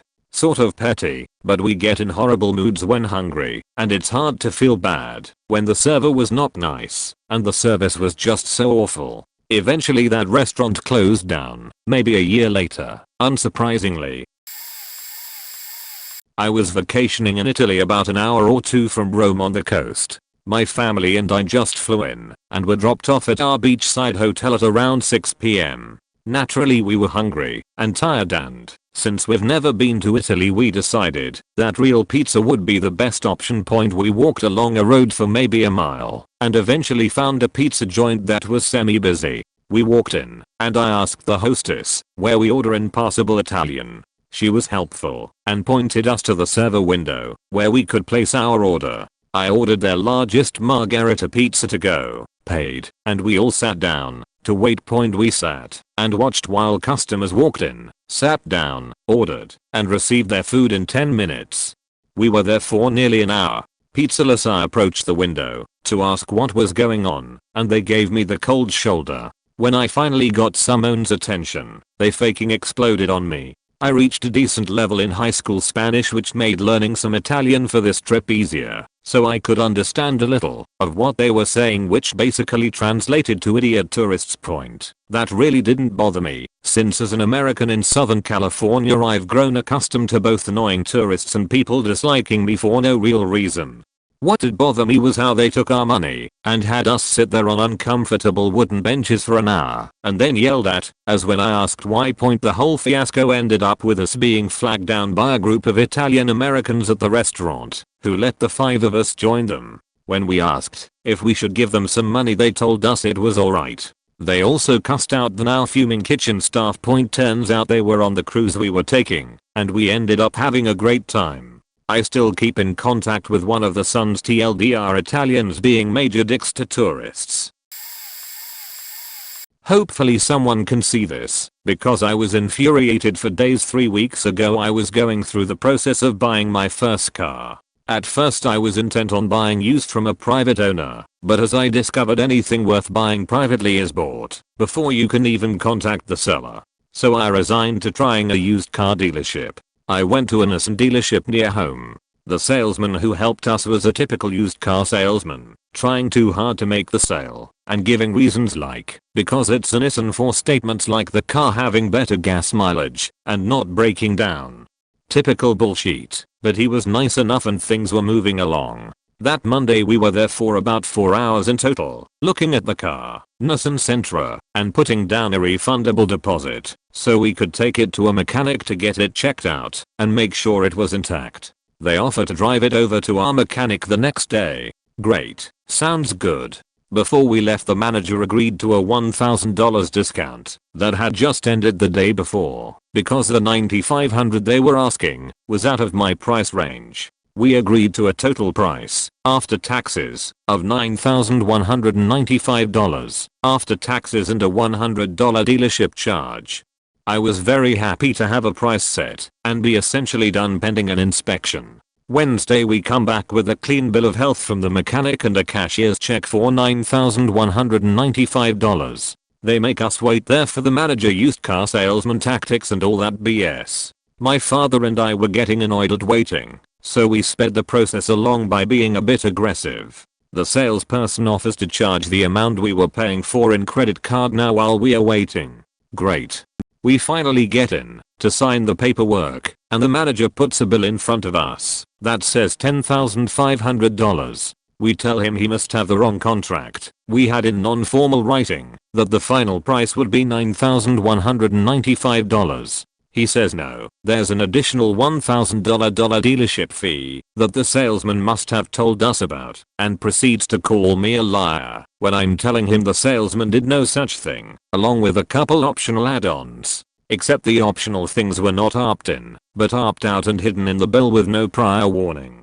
We were visibly and verbally angry at this point and told the manager to leave while we discussed these new problems. We crossed off everything that we were not told about and wrote on the bill the final price of $9,200 and left saying if the car wouldn't be sold at that price, we were done and would like a refund and our information shredded. They basically told us to fuck off and we left. To this day we have still been harassed daily by phone, text, email, and mail saying various things like you must come down to the dealership to have our credit card refunded, or that we stole the key to the car. We have threatened legal action if any more contact was made, and that has stopped personal contact, but I still receive deals and promotions emails daily from them, and the refund was never issued. We had to explain the charge to the bank to get the refund. I will never ever buy a Nissan in my life, and will urge everyone I know to never buy a Nissan either, after getting shafted by this dealership and corporate who has not helped at all. TLDR. Nussen dealer adds $1,400 to the final price at the moment of signing the bill, then harasses our family and refuses to refund partially paid charge. Only one bad service really stands out in my mind. I was with my now ex-husband at a friend Liz for dinner. It was a weeknight, around 9ish, and the restaurant was pretty empty. For the record, this place ran like a diner and was open 24/7. We had been there that late before, and there's usually a trickle of people all night. They seemed light on staff, which was to be expected, and it was the manager who was seating people. We were sat and then ignored for a full 10 minutes. Our waitress never stopped at our table, although the tables on either side of us had customers, and she stopped at both to just chat.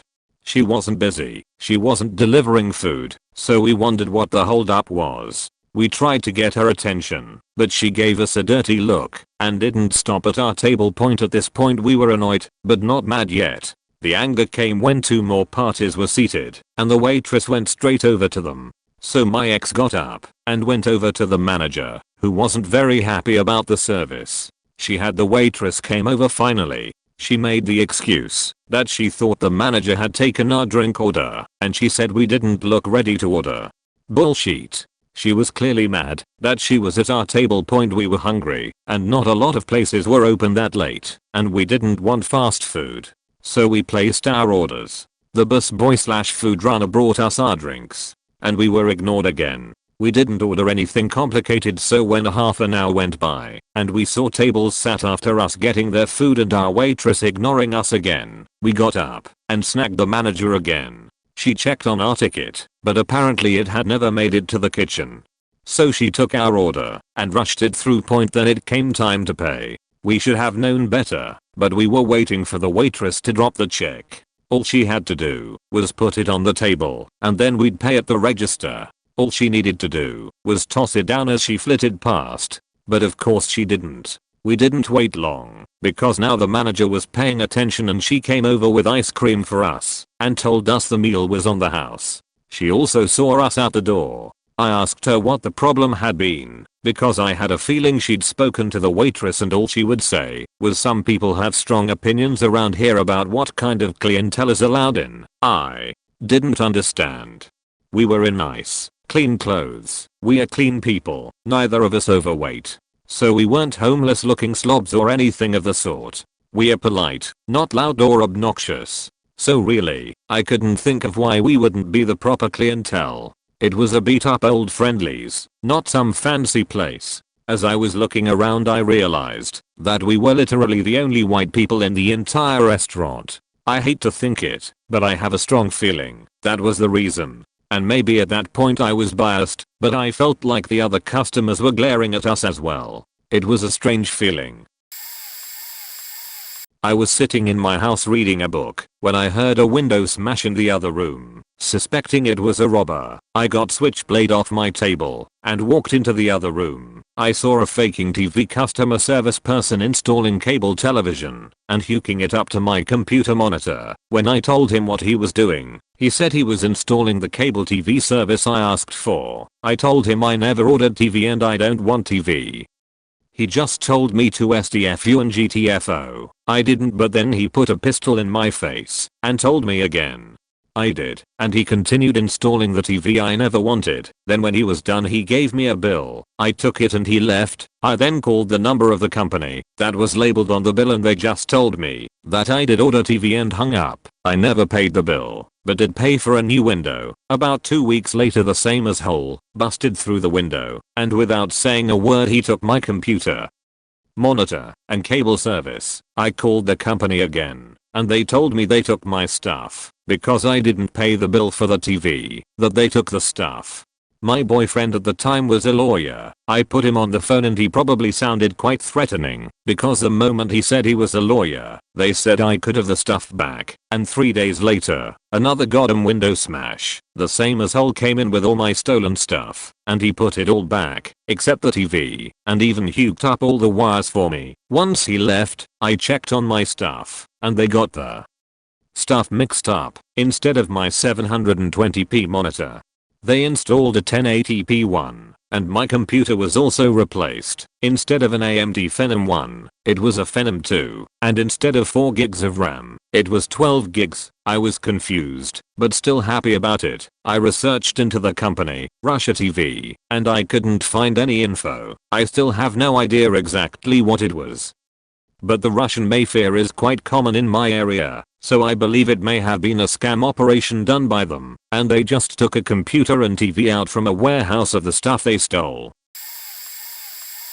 Here's a few. I was hanging out with a friend at her house when we decided to order pizza. We ordered it with a bottle of root beer, paid with a card, and waited about 20 minutes for it. For context, the house was on a pretty steep hill. When the driver got there, he forgets our soda. My friend goes back out to ask him about it. He pulls it out and tries to make us pay more for it. She shows him the receipt where it says that the soda was already paid for, and we got it. I open the box and see that all of the cheese is on one side of the box. My best friend and I went out to a restaurant in town and things started off normal. Got drinks and food, but our waitress made it a habit to ignore our table. The restaurant wasn't busy. To put it into perspective, our drinks would be empty, and we'd try to find her to ask for refills. She'd inexplicably disappear. A table with people she knew sat near us, and she spent 15 minutes talking to them instead of doing her job. She wasn't getting their orders. She was just bullshitting with them. My friend is a bit of a smarter, so when she was faking around, he'd sarcastically say, "Boy Gwenny girl, I sure am thirsty. I guess I'll have to satisfy myself with this empty glass." I went to a diner in a town I didn't particularly know for coffee. While I was waiting for my friend to get out of open mic, had a headache, and decided to go for a walk instead of sit in a theater full of screaming kids. I walked in, and the hostess and cashier were staring at me, giving me this look of what the fuck. I felt uncomfortable since 1, I hate being stared at, and 2, I'm black and both the cashier and hostess were white, so I thought they were going to refuse service to me. The staring goes on for a full minute before I realize that she wasn't going to ask me if I needed to be seated. They asked me what I wanted, so I approach the cashier and ask for coffee. She pours me some burnt coffee into a to-go cup, and after I pay, she ushers me out of the door. Let it be known that this was a 24-hour diner, so it wasn't like they were closing. My friend suggested going to the diner for dinner and I refused.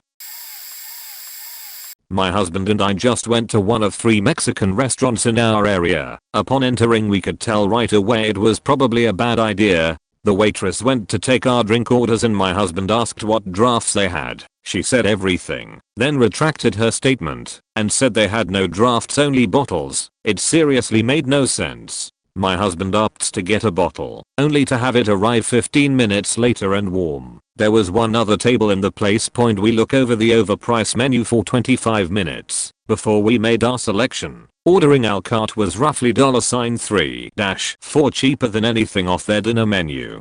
Their menu was cluttered and everything was extra. It was hard to determine what came with the meal or what you were being charged extra for. We tried asking the woman for an opinion on what to order, and she just shook her head and said I don't know.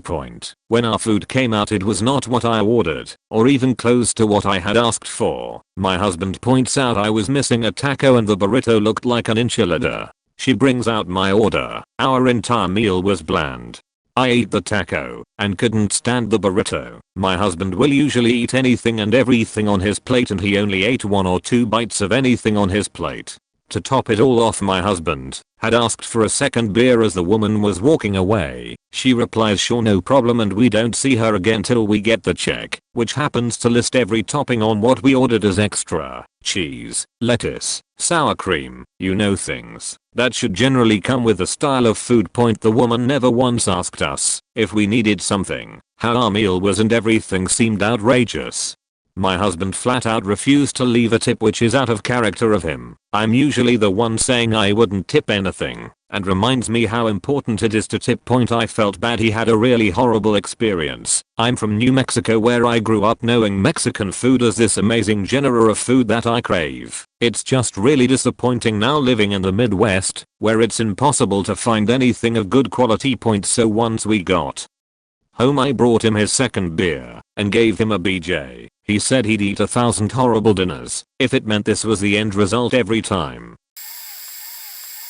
Kinda late on this but meh, I was working at a back a couple years ago on drive-thru on a Friday. It's pretty busy, and because there are only a few of us on shift the lines were long and people were understandably upset. So I'm handling an elderly couple's order. They seem to be upset as well, so I try to finish their order as fast as I can. When I came back to the window to hand it out I noticed the husband's hand was bloody. He asks me for a couple napkins so I oblige, wondering in my mind how it happened.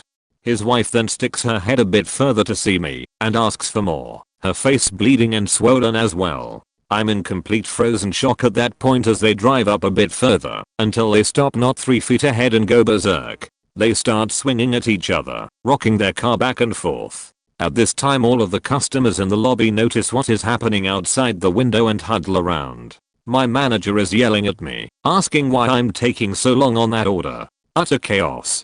About a minute later 3 cop cars pull up and instruct the driver to the parking spot right next to the drive-thru lane. They start interrogating the couple and we go back to serving the customers. The customers are all in quiet shock and decide to leave. I'm guessing one or both of the couple got arrested because for the next few days the car stayed in that spot. I was too busy trying to catch up on my work to pay full attention, and I still got yelled at some more by my manager about the drive-thru service time. Old couple gets into a bloody fight in the drive-thru. I'm not sure my story is as good as some of the others here, but here it goes. It was my 18th birthday and that year it was during the middle of the week. During this time, everyone in the family, 6 people, all had something major to do that week. So, trying to be the nice guy, we decide to go to a restaurant named Charleston. It is a somewhat upscale place. It is a dark intimate setting, with light coming from the candles and open flames on the walls. The Rat Pack plays in the background, and it is a very relaxing place to have a meal. My family and I had been to this place several times before, and even during date nights, service would take only 45 minutes. This restaurant was selected because of its speed and was meant to hold me over until the weekend. Go to the more time-consuming restaurant I wanted to try. So, we get there, and right from the start the hostess makes us wait for over an hour. We found this to be odd, because she told us it would be maybe 10 to 20 minutes of wait time. My father finally went up to her and asked what the deal was. She told my father that we are not on the list because we never gave her a name, even though we had one of those wait buzzers. The manager is called over, he seats us right away and gives us all free drinks and an appetizer. Next the waitress comes over. She came, put down our drinks without saying anything to us and walked off. We waited about 10 minutes and the manager came by and asked us how the appetizer was. At this point, we had not received it and all had empty beverage glasses. He again said sorry about that and went and personally got us our drinks and the appetizer we ordered. Still, we had not ordered anything and had no idea who was waiting on us. Finally, we finished all of the app and were empty on drinks again, and the manager happened to see this. This time, I was sort of pissed and told him that we came here because it was my birthday and we haven't had anyone even come over to take our orders. He went and got the waitress and he dragged her over to the table. She gets there and then just asks us what we want. We order and as she walks away she calls us assholes under her breath. Since it had been a busy week and we just wanted to eat and go home, we ignored it. After about 10 more minutes everyone at the table again had an empty glass. I should note that, because this place is a bit upscale, the glasses were rather small, and it was easy to drink a full glass. Another 30 minutes go by, and we haven't seen our waitress or the manager at all. Then a random waiter came and gave only my mother her order. She got a steak, but it had none of the sides and they didn't give her the salad she ordered. He said he would be right back, but he never came back. So again, we waited another 10 to 15 minutes before the manager comes back and asked us how our dinner was and if everything got back on track.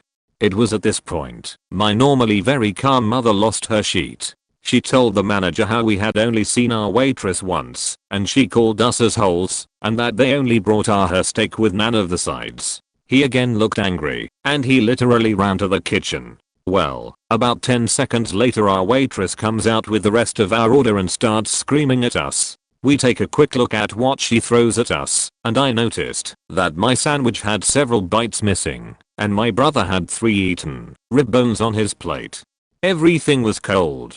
The manager, seeing this, ran over to us, and by the time he got there my mother and father go nuts. When he saw what she brought out to us, he honestly looked like he had just browsed prosthetics for the first time. He then started to scream at this waitress in front of everyone. She told him to kiss her ass, and that if he wanted to know where the first appetizer went, she ate it. He said that this was insane, and that she would likely be fired. He didn't have that power, the owners did. She screamed fine, came to our table, flipped my plate, and told me to have a faking happy birthday you little shit. I just sat there in stunned silence. The manager came up to us and told us he would get everything fixed, and that everything was free. My mother at first told him to shove his free food up his ass, but we decided we might as well stay. The food then came out in less than 10 minutes, and was rather good. He even called the owners and they were so angry that they drove to the restaurant and fired the waitress, the line cook, who ate my brother's ribs, and the hostess.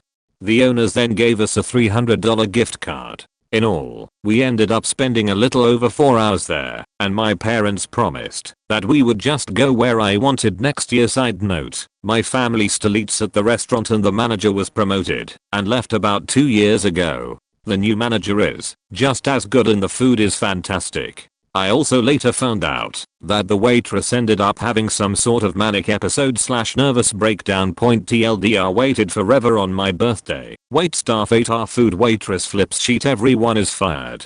I got free food and a large gift card. We had a self-entitled plate carrier get cheaty with us in Cleveland like 2 years back.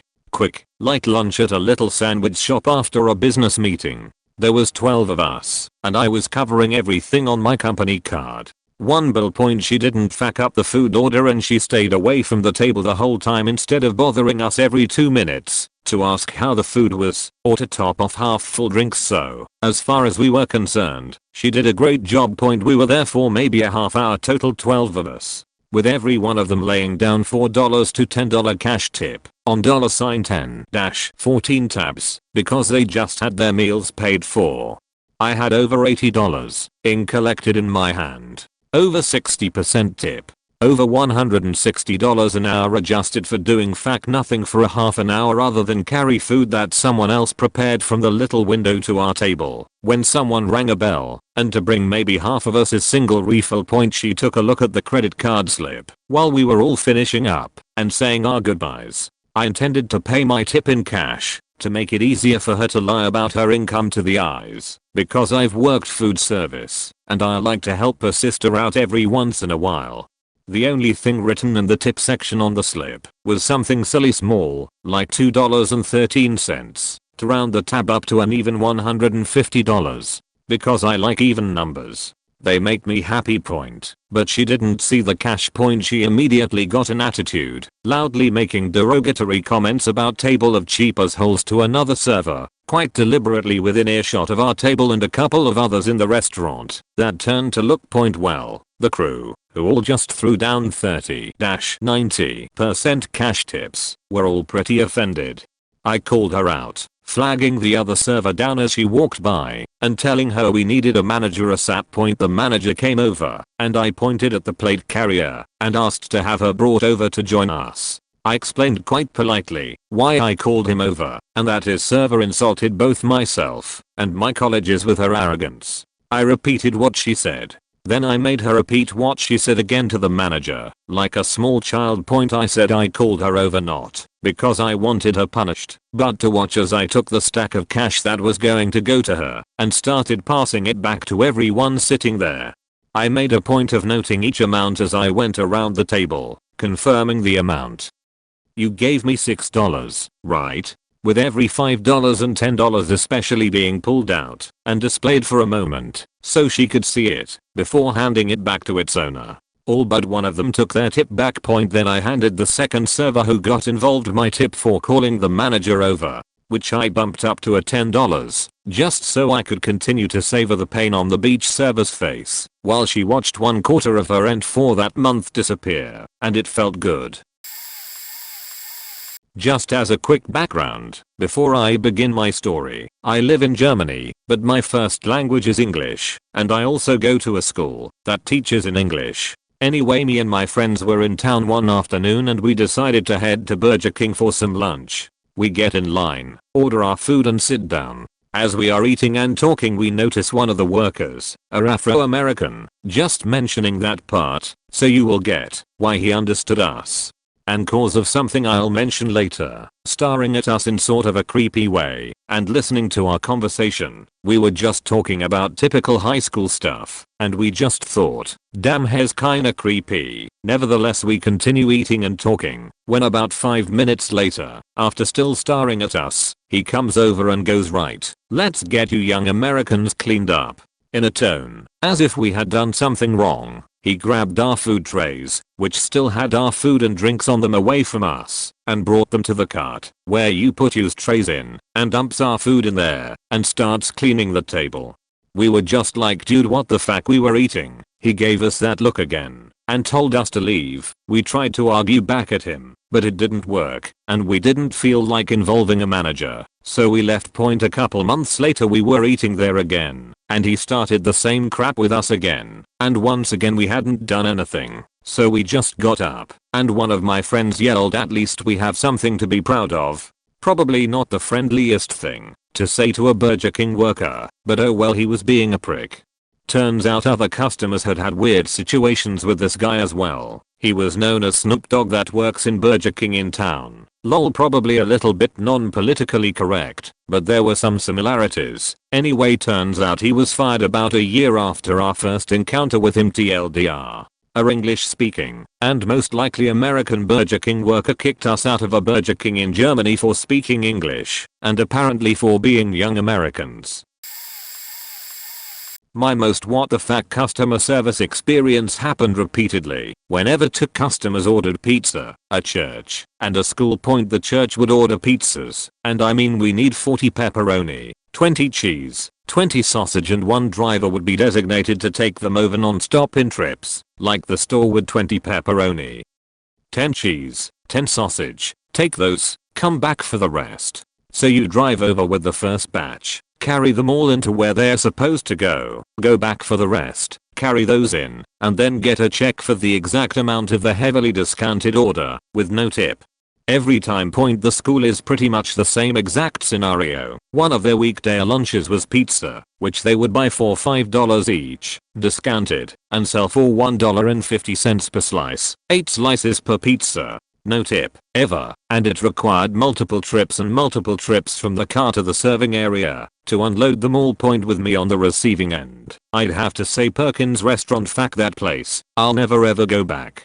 You hear that, Perkins? Fuck you. My friend's half sister was in town with her friend to visit him, so the 4 of us went to Perkins.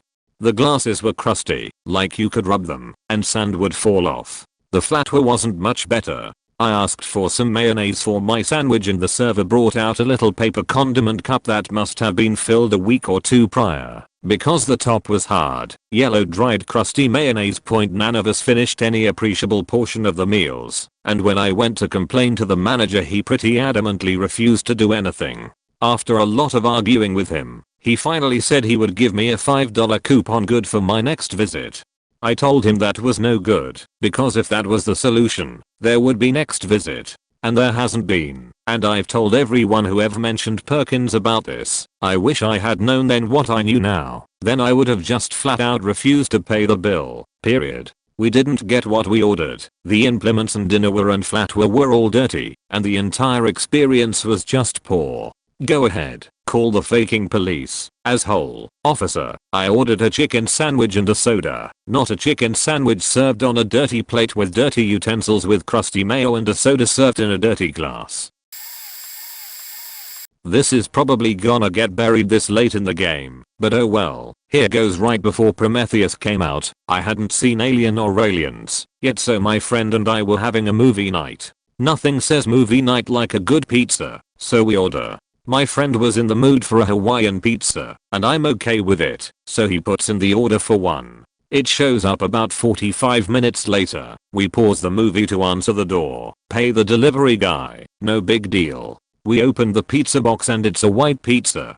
What? Now, apparently my friend hates white pizza, and I'm not a fan either. We are still not pissed or anything, because the owner, who was also the one to take our initial order, is a Brazilian guy with a thick accent, so we can maybe understand how he misheard the order, even though Hawaiian sounds nothing like white. My friend calls back and asks for the correct order. This time a beachy teenage girl answers the phone. She asks my friend, can't you just eat that one? Anyone who's worked in customer service knows this is a huge no-no. If you faked up, you correct it.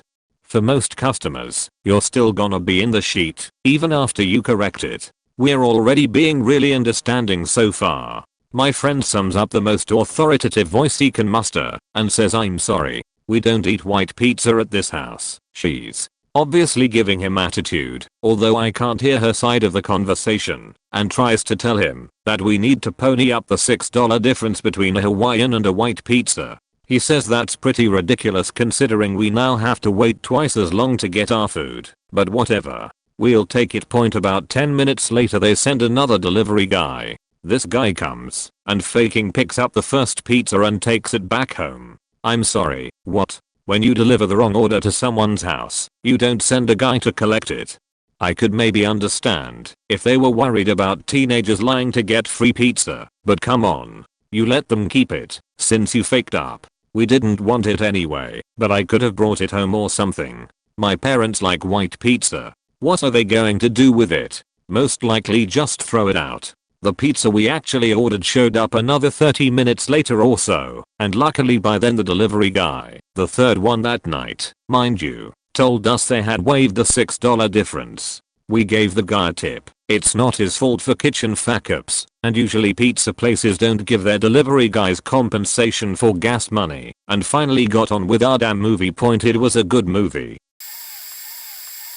There is a BJ's restaurant in Fremont, California that my cousin and two friends went. This was around 10 PM on a Thursday. The restaurant wasn't really packed, and so we were seated almost immediately. Our waiter came around and greeted us and so on. He took our drink orders and left. 10 minutes went by and we still didn't get our drinks. But we weren't mad or anything because we were already having a good time chatting and stuff. Anyways, he finally comes around and gives us our drinks and took our orders. We had to wait about half an hour for our food. We thought it wasn't acceptable since the place wasn't even packed. Not even half the restaurant was filled. When we finally got our food we just sat there and ate and talked about how the cooks were slow and so on. We didn't blame the waiter because we were pretty sure he wasn't the one cooking our food.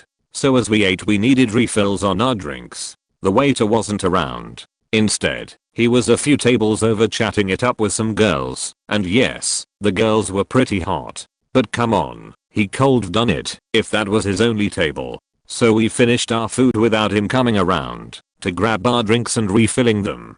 When he finally came around he asked if he could take our plates. We told him he can and asked if he can refill our glasses. He said yes, and guess what? He didn't freaking come around. So we just sat there, pissed off at the sucky service. When he did come back he just dropped off our check. So, we signed for our bill, but we left no tip because instead of being a good waiter, he decided to become a ladies' man and flirt it up with those girls. We sat at our table for a little while to digest our food and talk for a bit when he came around and took our bill. He walked over to the cash register, looked down at the bill, then came back to our table. He asked us if we were going to leave a tip for him because that's what people normally do. We were faking pissed. Instead of calling him out on his shitty service we told him, yeah, we'll leave a tip in the form of cash. Of course, we were lying. Then, this faking guy said, oh, okay, well, it would be nice to get it right now, since I'll be leaving in a little bit. We looked at each other and didn't say anything. He proceeded to walk away knowing that we weren't going to cough up the money. As we got up, we left the restaurant and all of a sudden we hear the guy yell out, thanks for the tip guys. I really appreciate it. We just started to laugh. Now, my friends and I tip really well. I mean, more than what the average is. But this guy deserved to get lectured by his boss or something. But yeah, it was one of those what the fuck moment, asking for a tip and yelling at us afterwards. TLDR, shitty service. Guy doesn't get a tip, wants a tip, still won't give it to him, yells at us, we laugh. The end. I went to one of the local pizza shops slash diners with my friend and order a vegetable pizza with mushrooms. The server, who I must mention, is an adorable Asian girl. She looked around 16 to 20, you can never tell, took our order, and in maybe 20 minutes or so the pizza was ready. She brings me the pizza, but it has pepperoni and vegetables. She places it on our table and we inform her we ordered a pizza with only vegetables. She apologizes and goes to the back room. I can hear some screams in the back. An old Asian woman comes out with our pizza. She had clearly taken off the pepperoni. It was the same pizza. We wanted a new pizza, as my friend does not eat pork and the veggie pizza was already contaminated. We try to inform her this, and she starts cursing at us in Chinese, and wouldn't listen to us. The Asian girl comes out, and tries to calm the mother down. I'm gonna assume it's her mom. We get up to leave, but the Asian woman screams louder, as we are refusing to pay for the pizza. We do pay for the drinks we ordered, though. The Asian woman is furious and takes the pizza, and throws it at us, but misses, and now there was a pizza on the floor. The other customers are staring at her, and the Asian girl starts pulling her mother to the side, but then the mom grabs a salt shaker, and throws it at her daughter. We slowly back away, but then she grabs some pepper and chunks it at my friend. My friend catches the shaker and puts it down on the table, but the Asian woman starts picking up utensils and acts as if she is about to stab us. We quickly run away, although we were pretty concerned about the little Asian girl. She kind of chases us and then yells more obscenities. Then to top it off, she throws a dull knife in our general direction as we run down the street in horror and shock. What the fuck, man? I don't care if this gets buried, I won't forget this horrible experience that wasted 3 hours of our day off. Okay, our HD TV my boyfriend and I got for Christmas broke. It happens. So we pack it all up and get a lift from his mom and drive out to Canadian Tire, where it was purchased. We unload the TV from the car. It's a 40 inches, so no easy task, and haul it into the store and await customer service. It was horrible slow. One of the people there tried to return something that their computer said was already returned, and he put up a little fight before leaving in a huff. Anyways, it's our turn. Right away the girl said they do not do TV returns and we have to send it out to be repaired. We said we knew that, but needed to know where. She had no faking clue, and this is where the headaches start.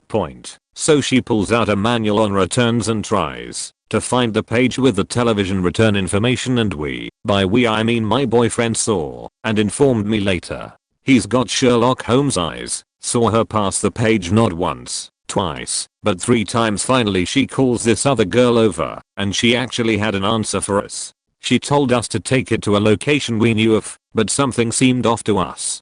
The location, we triple checked, was known for fireplaces, but the girl was 100% behind it, for the computer told her that was the place to send our brand of television to be repaired.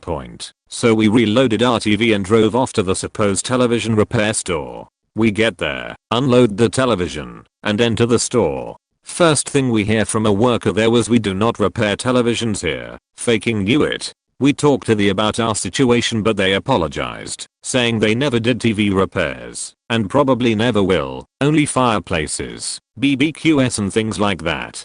We apologize as well, and reload the television back up, and head back to Canadian Tire. We get there again, unloading the TV again, and we are not happy at this point. We managed to keep our cool explaining what happened at the fireplace store, and they seemed utterly surprised that was the wrong place, and after some back and forth and waiting, creating a lineup, and waiting for someone from management to figure out the right place. We get it. One more load up and off. We drop that TV off to get Sweet Holy Arceus repaired. And that is my story. Edit. Must add, apparently our kind of TV rarely / barely / very low chance of breaking, and they had to completely replace the TV on the end because it somehow broke beyond repair. Well, if we're talking about stories related to work, let me share mine. A few years ago, when I was 17, I was bussing for a seafood restaurant. I was walking around a empty place that had about 2 tables, and it was about 2 p.m. in the afternoon. I keep walking around, and a drunk old lady called me over. So I walk over to her, and she greets me with this: "You should smile more often." I apologize for I'm a little tired, and it is very boring here at the moment. I walk away, and she says she ain't done with me yet. So she begins knocking my career choices, and makes fun of me busing. She asks if I go to college, and I told her I plan on once I save up some money working here for the summer. She asked what I wanted to do for a living, and I said I wanted to work in media with cameras and movies etc. It's what I did in high school, and I had videos on YouTube from that class. She laughs at me. At this point I'm getting more and more angry. I tend to be a calm person, rare and slow to anger, so I'm basically taking everything she says as it goes in one ear and out the other. She catches me looking at one of my co-workers, trying to get someone to come over and help me out, and says I'm not leaving a tip. I told her in a relaxed tone that only the cocktail waiters get tips, so it don't matter. She gets pissed at me and asks if I'm being a smartass. I said no, it's just the rules. She tells me I suck at my job and wouldn't be surprised if I didn't go to college cause I'm a born loser. I just stand there. At this point I'm just taking this verbal abuse because earlier in the conversation she told me she knew the owner and could get me fired, and since I was new I was trying to play it cool. She then asks me what my name was, and I proceed to point at my name tag and said it's Trevor, can't you read? And I walked off at this point, mad at how I just stood there letting her talk to me like that. I walk over the cocktail waiter's table, and one of the dude there walks up to me and gives me a handshake. He said he was listening to the whole thing and was waiting for me to punch her out or walk off way sooner than I did. Then Meg comes over. She is one of the owners, but works as a cocktail waitress just for fun. She hears the story and gets wicked pissed off. She just walks back and forth, and at one point almost walked over there to confront her. Then Tim came over, another owner, and also heard the story. He walks over there all calm and just tells her to get the hell out. She is wicked offended and gets up stumbling to leave, but she trips and almost falls headfirst into the inside fire pit. Tim grabbed her and escorted her out the door as I walked up and around to the porch. I saw her walking out and just yelled, "Have a nice day, hope to see you again," as I smiled a wicked grin. 2 experiences come to mind, one involving my older brother and my mother a few years ago, and one a couple weeks ago at a car dealership. Warning, it's relatively long point. My brother and my mother were off shopping one day at one of the smaller grocery stores in the area, and were having a relatively good time finding what they needed there. When they got to the checkout lane they were both speaking French, our native language, and were patiently waiting for the cashier to finish scanning their items.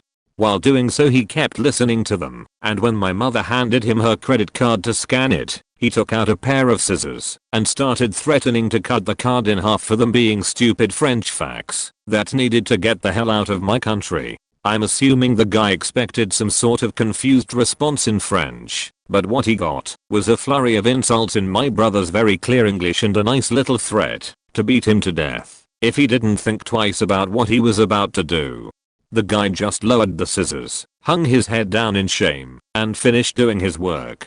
It was a pretty crazy story. When they told me point, the second ordeal was when I went car shopping with my parents and my girlfriend. We've got a large assortment of car dealerships minutes away from my house, so we had plenty to choose from, and first amongst these was the Hyundai dealership. We were first greeted by a man who spoke French fluently, and it was a great first impression. What happened afterwards wasn't the best in terms of commendable salesmanship. A completely different salesman was assigned to us, an unfriendly and seemingly uncaring individual who only addressed my father and didn't give a single look or offer a handshake to myself, my mother, and my girlfriend. He also didn't mind keeping us waiting in the blazing sun just so he could sit inside in his office and twiddle his thumbs. After a good 30 minutes of waiting, and my father protesting slightly, informing them we had a deadline to meet, and there were plenty of other dealerships around, the salesman rushed out and immediately tried to sell us a car we were looking at.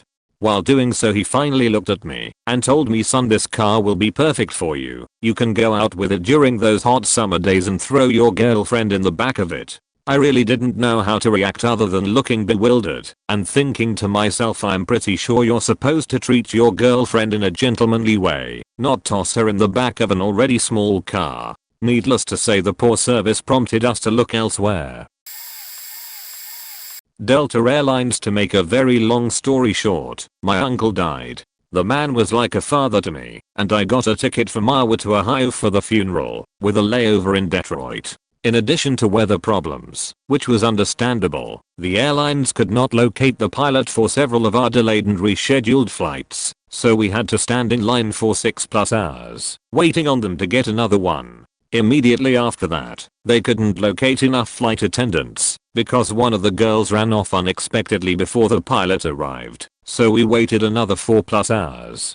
I was stuck overnight without a hotel reservation, and the airport refused accommodation, so I slept on the floor. I met a woman that had been in the airport for a week, completely stranded for the same reason, and she could not contact her family in her home country. I felt like I was in a horror movie. I had only been there 2 days, and I only had enough money for my trip. I was horrified.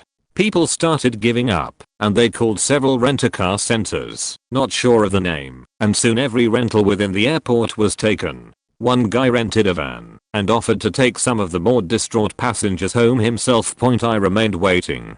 Understandably so, people started complaining in the line, but we weren't threatening or getting violent. I think this was predictable and highly understandable in this awful situation. Nope. They called security, who circled our line and herded us onto the plane with their hands on their weapons. Children were terrified and crying. There were a couple foreign people on the flight that didn't speak English, and they looked like they thought we were getting hijacked. I ended up missing the funeral. I will never fly Delta again. I lived out of state, and on my birthday my dad called and offered to buy me a pizza on his credit card. He's a real nice guy. Anyways, I said I didn't think it would work because I wouldn't have a card in hand, but he encouraged me to order a pizza and pay cash, and he'd pay me back later, kind of as a birthday gift. My dad is awesome. I called up one of the major chains. I think it was Pizza Hut. I ordered my pizza. They said it would be about a half hour. Being my birthday, I had plans later in the day, so after an hour rolled by I called them up to ask where my pizza was. They said they were really busy and they hadn't even started it yet, and it would be another half hour. I told them to forget it and to cancel the order. I called up another chain, Domino's I think, and they got me a pizza in a half an hour. I paid, ate some pizza, called some friends, made some plans, took a shower, and was waiting around for someone to get off work or something. 3 hours after I had ordered the first pizza, which I cancelled, Pizza Hut delivery guy knocks on the door. Mind you, this isn't Super Bowl Sunday or some day where you could imagine a pizza place possibly taking so long for any reason.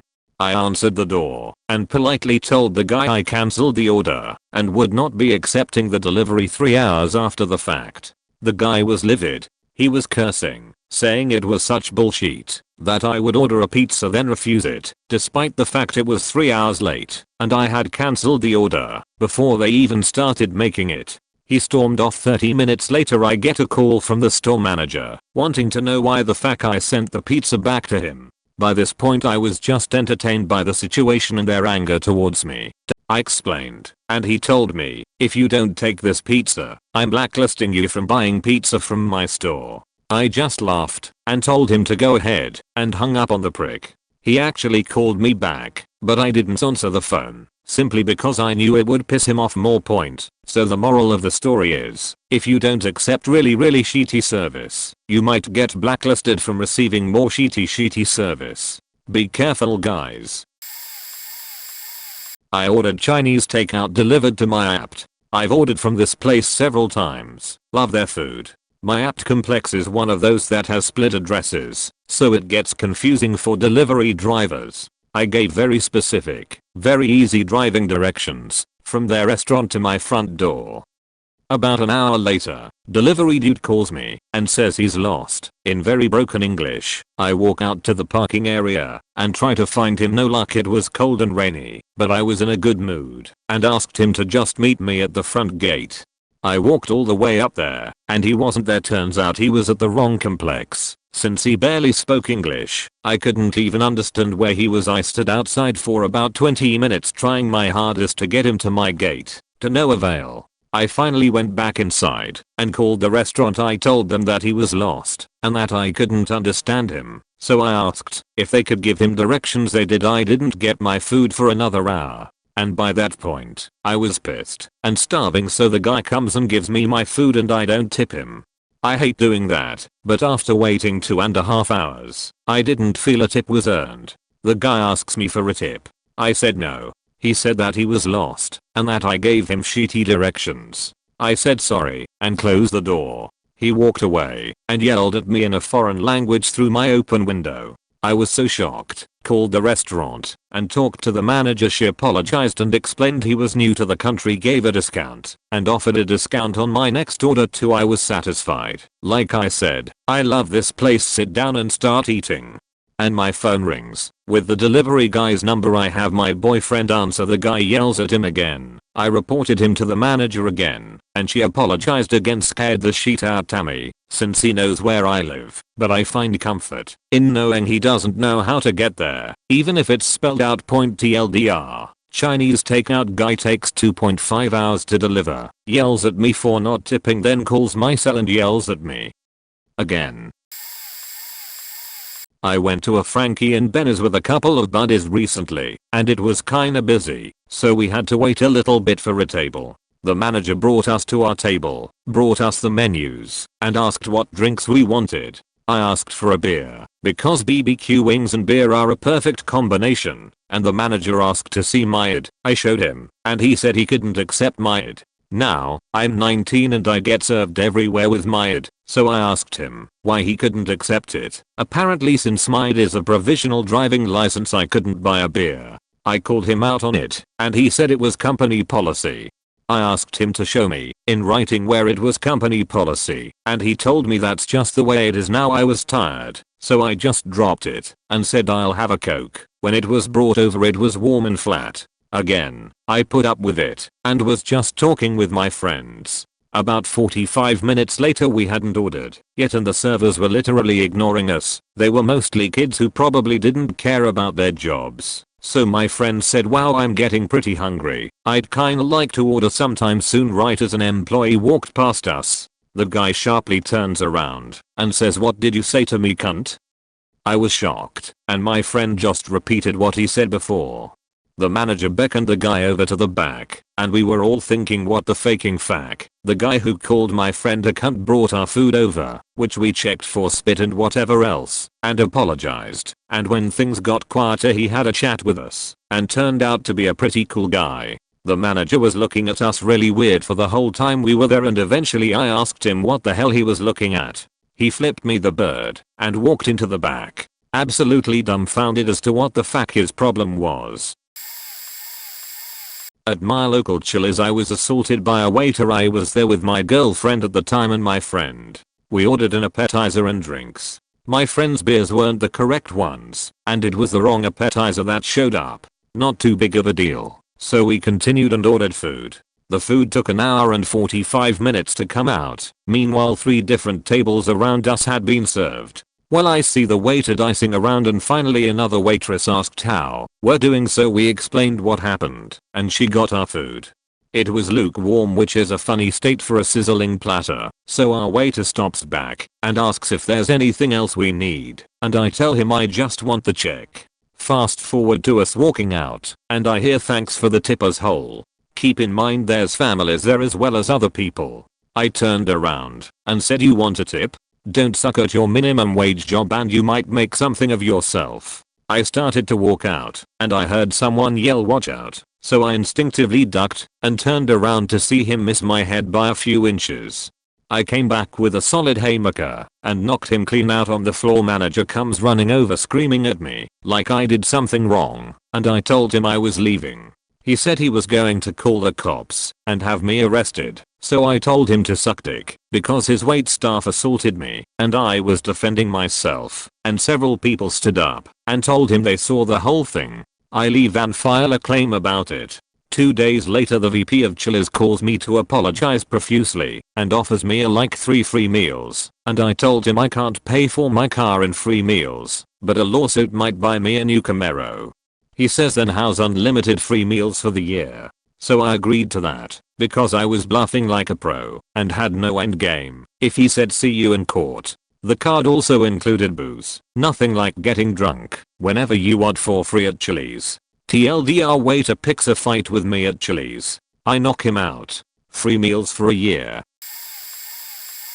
My car was having some engine problems one day resulting from having an unprofessional try to replace the O-rings on my fuel injectors. It was easy to see cause and effect. So the next morning, I take it to a proper mechanic shop. I ask them to look at the fuel injectors. After explaining what had happened, and after having a look, they give me an estimate for $275. At some point I have to leave for work and I call from work later to ask if my car is done. They say it is, and that my bill would be $600.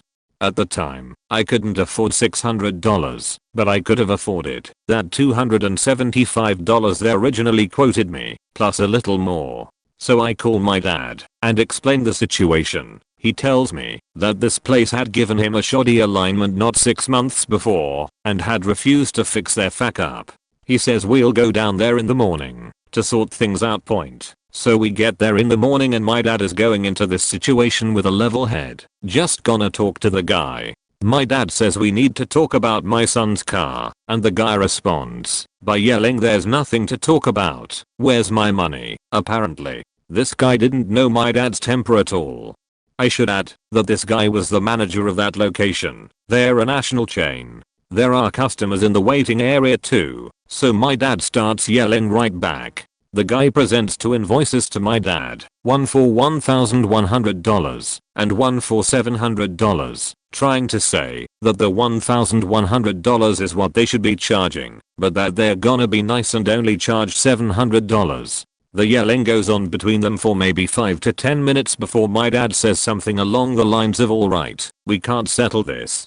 I'm gonna call the district manager and let him know about this and the shoddy alignment you gave me. That shut the guy up in a hurry. He put on a sullen face and asked in a defeated tone alright, how much are you gonna pay? I only paid what I was quoted. Turns out they'd done a lot more work to my car without getting me to sign off on it or asking my permission and then expected me to pay for all of it. Shady as hell. But hey, this was maybe 5 years ago and my car is still running today. Here's a story where I gave really shitty customer service, although it wasn't on purpose. A minor miscommunication resulted in a near fiasco point. I was working behind the customer service counter at a big box retailer. Think Walmart, Kroger, that sort of thing. We constantly had a line of customers waiting for things. Ticketmaster, Western Unions, money orders, cigarettes, returns, payroll check cashing, lottery tickets, you name it. Point it was during drive time, which is sort of like rush hour for retail. It was late in the evening, and we had a ton of customers in the store buying groceries on their way home from work. I took the next customer in line, a middle-aged woman, and she said she needed a gift card point. So I asked her, for what dollar amount should I activate this gift card? Her reply was do 70, then. I said, 270, and she said, yes, do 70. I activated the card, and then had her swipe her debit card on the pin pad. Then I told her to confirm the amount on the screen, which she did. I handed her the receipt and her gift card, and took the next customer in line. She walked a few paces, looking down at her receipt, froze, and came straight back to the desk. She immediately started flipping out, because the gift card was for $270, and not for $70 as she had originally intended. Realizing the miscommunication, I tried to explain what had happened, but she just kept freaking out, and admitted that she did not have that much money in her checking account, so she was afraid she would overdraft. Meanwhile, the line behind her keeps piling up, and customers are getting pissed, because they are not getting helped. One problem, since gift cards are non-refundable, I did not know a way to remove funds from a gift card, much less transfer it back onto a debit card. So I had to call customer support, which took forever, and after 20 minutes they walked me through a lengthy process to put the $200 difference back onto her card. Then my second fuck up. In the part where I entered the amount to be refunded, I put $200. That amount was supposed to be represented as minus $200. A negative, not a positive. So I actually ended up charging this woman another $200, making the total $470. I thought the poor woman was going to have an aneurysm. I had to repeat the process again, this time crediting her the $400 she was owed. The whole thing took close to a half an hour. I ended up giving her a sheet load of gift cards, and she had to talk to the store manager. I never heard from her again, but I felt like shit afterwards. We don't always mean to give bad service. TLDR accidentally charged customer's debit card for $470 instead of $70. Took 30 minutes to fix during peak hours of business. Was bad for everyone. Okay, so I might be breaking the rules by reversing roles. Who knows? I was the service provider. I work at a local retail clothing store called Peebles. It was a pretty slow day so far and nothing much was going on. I was helping cash out customers and straighten racks around my register, mostly with a cheery attitude because I like my job. Strange how I get this customer that walks up to my register and I greet her and ask if there's anything I can help her with. She's got a return and says she hopes I can help her. I told her that I'm willing to try my best and help her. She places a bag on the counter with a pair of shorts in it. Apparently the metal button clasp in the front broke, which is very reasonable for a return. I forgot what the bag was, but it wasn't a Peebles bag. It's fine though, we get a lot of customers that forget the bag, but this purchase I could tell was from at least a month ago. No big deal. Ask for a receipt and she didn't have one. Okay, next thing is to try and look up the receipt in the system by the barcode number and a card number. No barcode ticket on it. Alright, limited options now. But it's fine cause our policy says that if the customer is exchanging for the exact same item and could be any size, we don't need a receipt as long as there's a reasonable cause. Problem though, we don't carry that style of shorts anymore. Can't even find them on the racks. Alright. Next step, try to find a way to look up barcodes in the system using an item's VPN number, usually located somewhere on the tag. This is a learning experience for me, and I'm getting a line of people now at my register. Find out how to do it on another pair of shorts successfully. Go to search for the number on the other pair. Error comes up saying we don't even sell it anymore, so we can't even give her a price on it. She starts arguing with me about how any other store just gives them whatever it is on sale or however the lowest it's been on sale was. Well, for her sake I didn't want her to lose money, and for mine I couldn't even find the prices of it. If I wanted to point, this lady is getting upset saying things like, "Are you freaking kidding me? Is this going to take long?" All with an intimidating attitude. I'm not one to get angry, but I like helping people and don't enjoy seeing people get upset.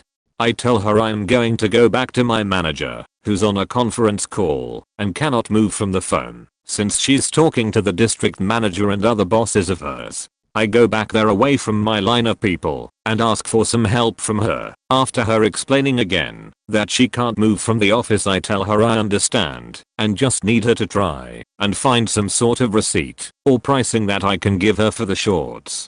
It's an own brand in the store and no doubt we've sold them there before, but we might still be able to give her some sort of credit. I go back to my crowd of customers and tell the lady that my manager is back there basically multitasking her ass off trying to help me, and there's no other employees in the store besides us two, since the other manager who was working out front is now on lunch and had no clue this would happen. So she reluctantly starts looking around the store while I assure her that my manager will call me back when she's found something or nothing. I continue to help other customers as fast as I can so I can get this line down.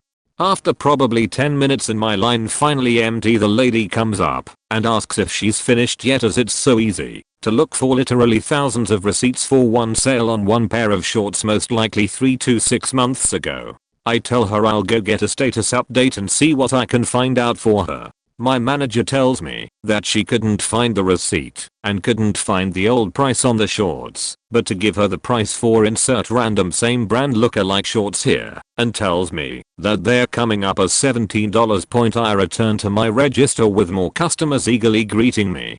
I ask the first customer to please wait while I tell the other lady the news, and the customer smiles and says okay. But before the customer could even finish her small retort, the lady with the shorts claims with much assertiveness, "Yeah, because I was here first." I just blink and give an apologetic smile to the customer for the other's behavior. I go ahead and start with the return and enter in the new code for the shorts we have, and I'm stunned when I realize they didn't come up as $17 like I thought, but about 6 and some change. If a return is made without a receipt, there is a much lower price that we cannot go above giving them. I was under the impression that the 17 was that price, but in reality that's what they were being sold for in the store for. I assumed I was having a register error and quickly overrode the price to jack it up to 17, and her new shorts she was getting was priced at 16. Through the whole phase of panicky me trying to get everything right and helping to the best of my ability for everyone's sake, she's spewing off sentences like, "This is so ridiculous. Are you serious?" I gave her the dollar and exchanged the shorts and tried as hard as I could to muster enough strength to smile and say, "Have a nice day." Got scolded for jacking up the price of the pants, and later on my manager was even more pissed off that she had to stay in the back room when the conference call wasn't even that important and she would have been more help to me out on the sales floor. Fast forward maybe a week and a half later, I overhear another customer chit-chatting about the scenario to a fellow coworker, and I recognized it and chimed in explaining that it was I who was helping her. The customer was baffled at how calm I remained and how inconsiderate the lady was, especially since she had her daughter aged prob anywhere from 6 to 10 with her while she was arguing with me. Forgot to mention that. What I didn't know was that this customer that witnessed it also saw the lady start getting into it with another customer while I was away talking to my manager about the situation. Apparently the lady thought she heard another customer in line whispering to her husband about her, and the lady just dug into her. It was at that point where the current customer just left before things got ugly. TLDR customer tried to return broken apparel without receipt, got pissed when couldn't find it in system, and went through extensive searching to find it for her. I just spent the January to June portion of this year studying abroad in San Francisco. Some friends and I decided to take advantage of a 4-day weekend that we all had to rent a car and drive north to Portland. We took Highway 101 and the scenic route getting there. It took us 2 leisurely days to get there. When we did, we stayed a pretty seedy motel because everything else was booked out for some kind of citywide festival. But hey, we are all students and are not new to slimming it in some form or another. We spend our first and final night in Portland boozing up and having a fun time. Upon waking up, however, we all come to the unanimous decision that we are, in fact, hungover. As this is America, the land of diners and faking sweet breakfasts, we decide to mosey on down to a diner near us and get some breakfast, preferably something with bacon and grease and potato and egg. Anyway, we end up going to a place called the Zeus Cafe. Upon arriving, we get told there is going to be a bit of a wait, and if that's okay with us, we could go in and take a seat. We wait and we wait. The 15-minute wait we assumed we were going to have to endure turned into 25, then 35 and then 45.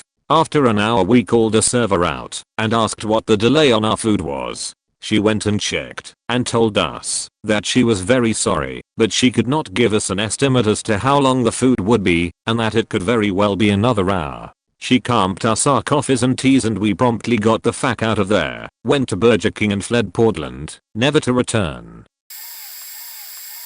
One night, a friend and I went out to Applebee's for dinner and drinks. We hadn't seen each other in over a month and had been looking forward to the evening out all week. There was a short wait once we got there, no big deal there. We were happy to sit and chat for a few. Once we were finally seated, our server came over and greeted us. We ordered a couple waters to start with while we looked over the drink menu and made our choices. Roughly 7 minutes later, our server comes back with the glasses of water. That had been enough time to make up our minds on drinks and dinner. He stayed long enough to get our drink orders, then disappeared for another 7 or 8 minutes. When we finally got our drinks, they were mostly melted. We had gotten frozen beverages, and he simply dropped them off and walked away. We waited, and waited and waited. When our server finally made an appearance again, he walked past our table several times, and didn't so much as look at us. My friend, who I must admit, can be a bit of a beach, if you get on her bad side, decided to mess around a bit. She made a tower with our menus, kind of like a house of cards, and it rose above our level when standing next to our table. Then our server stops by our table. At this point, we had been ignored for about 15 minutes. He started laughing at our menu tower and said, "That's interesting." My friend, in true beach mode, replied, "Yeah, well, since we apparently aren't allowed to order using our menus, we decided we had to do something to make this trip worth it." Our server asked, "Oh, you can't, why not?" My friend and I just kind of stared at him, wondering if he was being an ass, or was just stupid. Turned out that he was just an ass. We stayed, but only saw him 2 or 3 times after that, once when he brought our food, another when he brought the checks, and didn't leave a tip. New Year's Eve 2010. Some friends and I went out to a fun restaurant that has some pool tables and dancing on the 2nd floor. Pretty happening place. We went there all the time for happy hour on Mondays because they had rock band night. We were regulars. We get our table and our waiter immediately vanishes. Finally, after 30 minutes our drink orders are taken. We are not incredibly happy at this point, but hey, whatever. It's New Year's Eve, it's crowded, we deal with it. We put in our dinner order. 3 out of the 4 of us got an awesome steak fillet special. They were doing point food takes forever. It had to be at least an hour. When it comes out, everyone's food is absolutely stone cold. I tried to take a bite of my steak, and it wasn't even slightly warm. It had probably been sitting out for 20 minutes or more. We tell our server. The server apologizes and says he'll get us fresh ones right away. 20 minutes later he comes back with our dinners. 2 of us had decent steaks. They were still bad, but they were warm enough to eat. My wife's is stone cold again. I'm furious at this point, but we are freaking starving, and we want to go upstairs and dance and drink, and listen to music and party.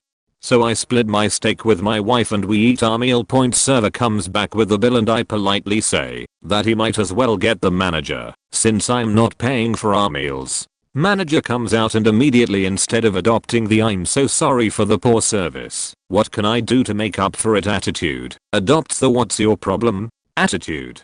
I tell him what happened and that I don't feel like paying for our entrees. He just starts arguing with me. I'm flabbergasted at this point. Why should I pay for a stone cold steak my wife couldn't eat? The guy just didn't get it.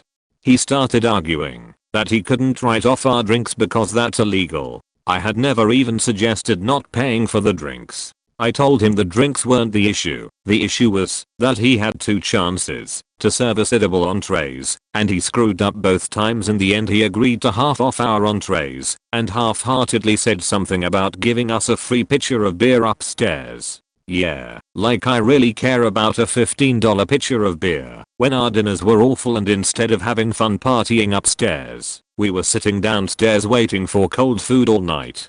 The steak specials were about $30 anyways. I'm not much for confrontation, but my friends had to talk me down. I chilled out though, and we went upstairs and forgot about it and had fun. I never bothered trying to get the free pitcher of beer. The server wasn't mean or bad. I never yelled at him or said anything bad about him to the manager/owner. I was more pissed at the manager for trying to insist I pay for a shitty meal.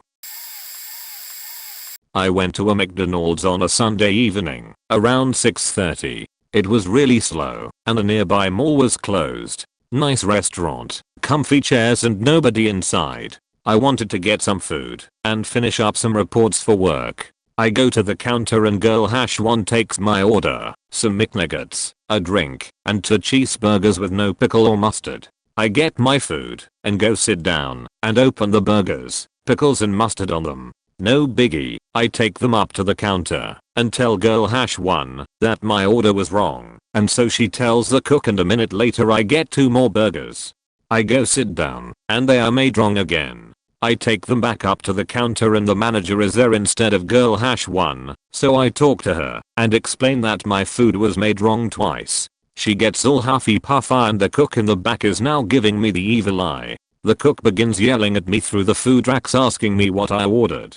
I turn to the manager and ask her why girl #2 is yelling at me when I'm dealing with the manager. So I explain how I ordered my food and she tells the cook to make it.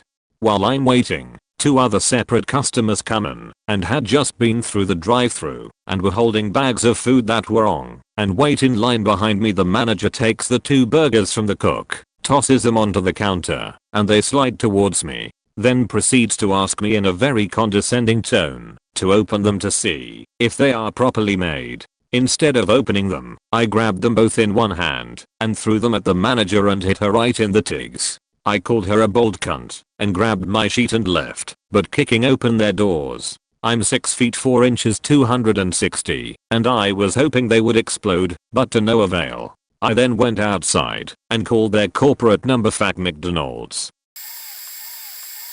One time my family, mom, dad, and brother, and I were on vacation and we went to a restaurant. At first everything was all good.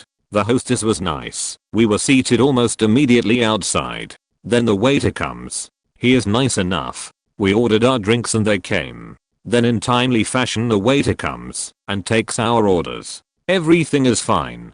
So we converse for a good half hour, wonder where our food is. 15 minutes pass, then another 15, and finally the waiter comes by for a different table. We call him over and ask where our food is. He very curtly tells us that, and I quote, "The kitchen is very busy right now. I can give you bread to feed the ducks." We are dumbfounded. We don't want no ducks coming over when we are eating, so we politely decline. 15 minutes later, and our food has finally came out. The food was not very good unfortunately, and when we finish we ask the waiter for the check. He takes our drinks away, and as he is doing so he spilled all of my water on me and all he is another curt sorry. And as this is happening the hostess is walking by and she just starts laughing beach. So being like 8 or 9 I tell him that it was okay because I didn't want to make even more of a scene. He offers to give me a shirt from the restaurant for free. I'm assuming that they are going to give me a shirt with the restaurant name on it for free. No. He gave me a shirt that was probably an XL and on the front was the logo of an alcohol. Keep in mind that I'm about 8 or 9, so my mom and dad are pissed.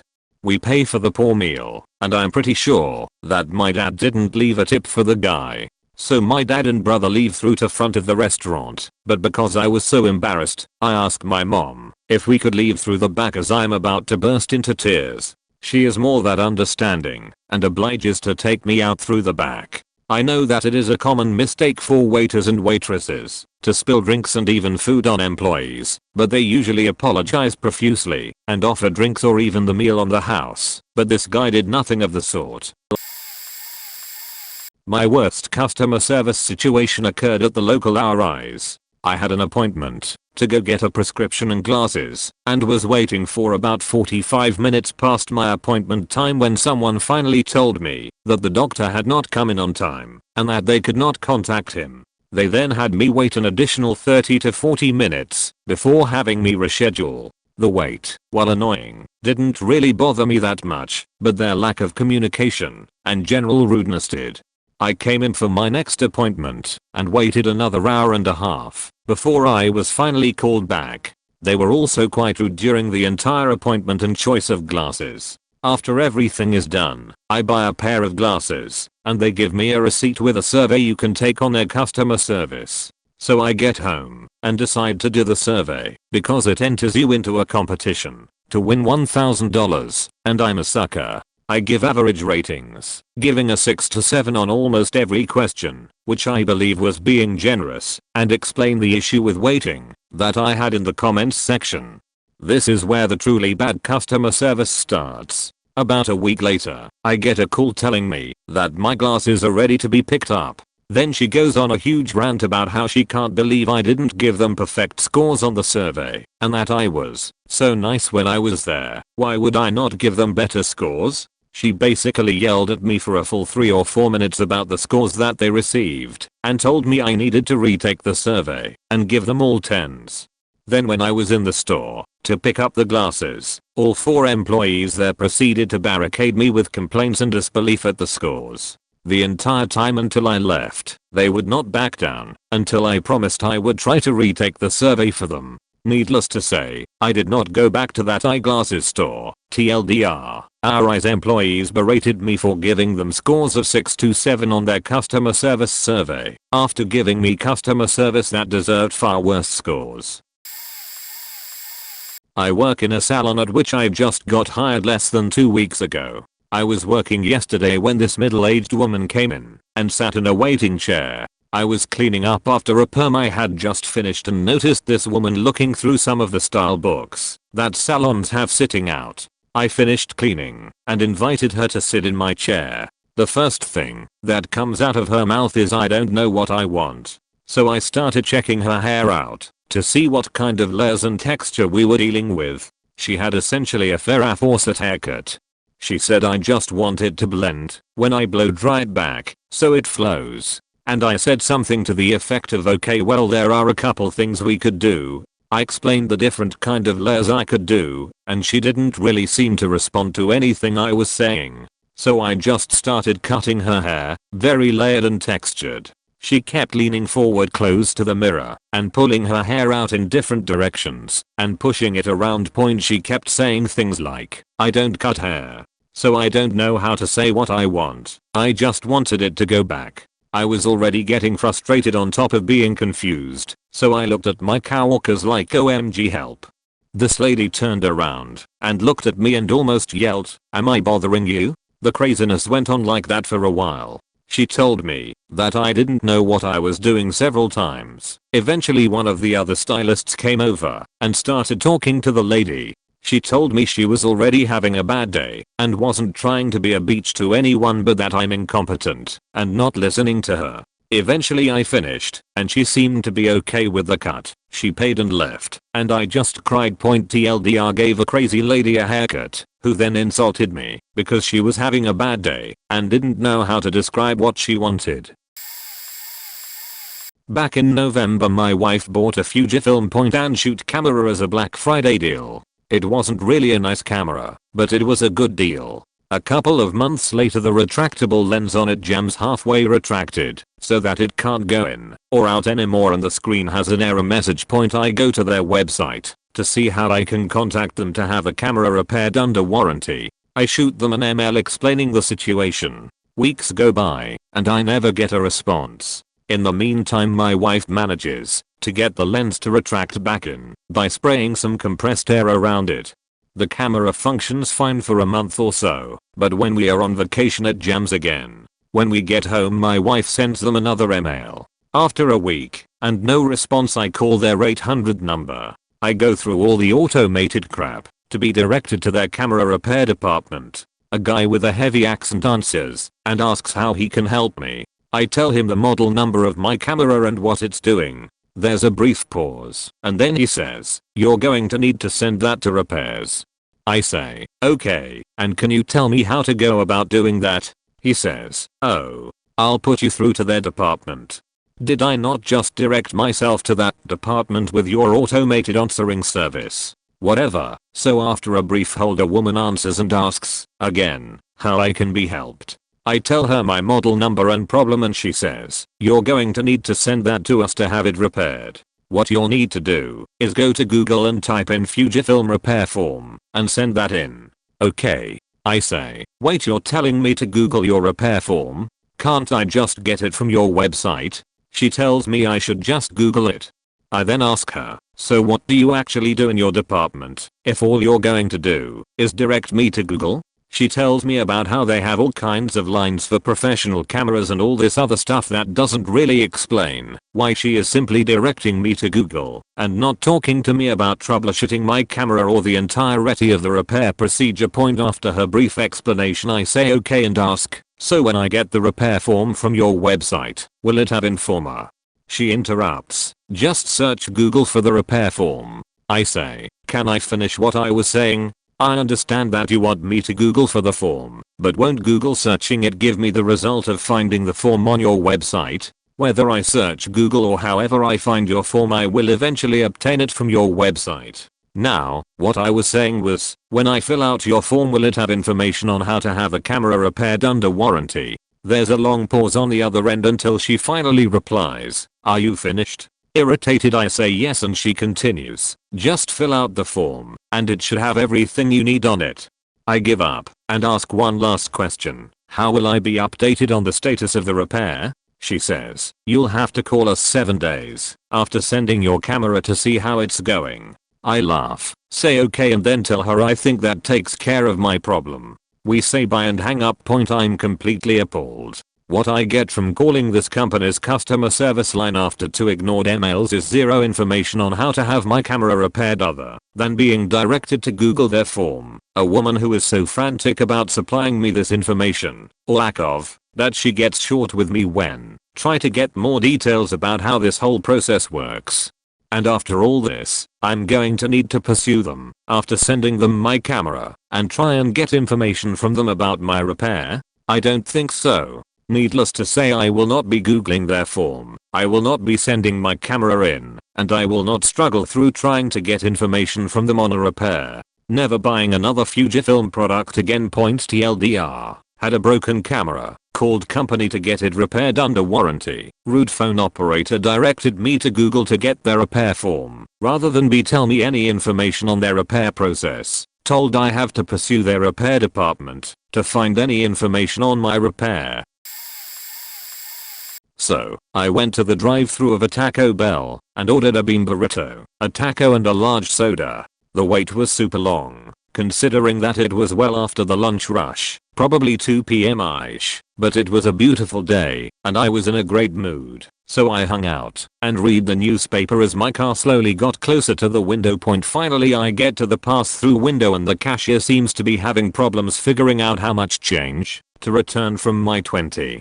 First trying to give me $1 and change for a $4 something order, which doesn't even make sense, and then when I said the change was wrong, she had to call the manager. Then we got the payment straight, and she hands me the food. I say I also ordered a large soda, and she replies we're out of large cups, and then starts to close the window. At that point, I had been in the drive-thru line for almost half an hour and my patience was wearing thin, so I said, "So, what now?" She stops and looks at me and said, "Well, what do you want me to do about it?" I shrugged and said, "I don't know.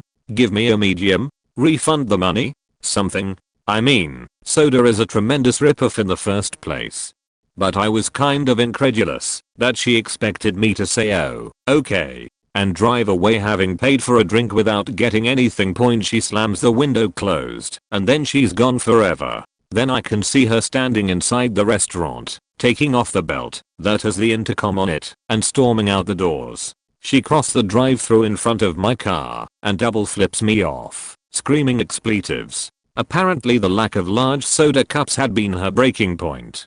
The manager then comes in, asks what I'm waiting for, and I said I ordered a large soda. He disappears for a minute and then comes back and says we're out of large cups. Yeah, I know. I suggested a medium and he gives it to me. As I'm driving away, the disgraced cashier, who has now walked about a quarter mile down the street, sees my car and starts screaming at the top of her lungs that I'm a beach, a c-word, etc. TLDR. Taco Bell runs out of large soda cups, cashier quits on the spot and flips me off. I've worked as a chef here in bars and restaurants in New Zealand, and tipping isn't a thing here at all. But I've always been one for, if the customer wants something extra, or done slightly differently, you just do it, and get it done. Anyway, one time we went to a place called Lone Star, just for a day off thing with a few friends. After a near 30-minute wait, where I worked at the time, we aimed to have food out in 12 to 14 minutes tops. I started looking around the place trying to see what was taking so long, and I noticed the lady at the table next to us inquiring about her chicken. She was extremely calm and understanding to whatever the waiter's reasoning was, but then explained that she understood what he meant working in a kitchen herself, but she had had bad experiences with chicken before and would like it to be grilled even for just 2 minutes as it was slightly too pink for her liking. I was shocked when the waiter returned from the kitchen to inform her that the kitchen refused to do it as it was cooked fine. Needless to say her and her husband got up and left.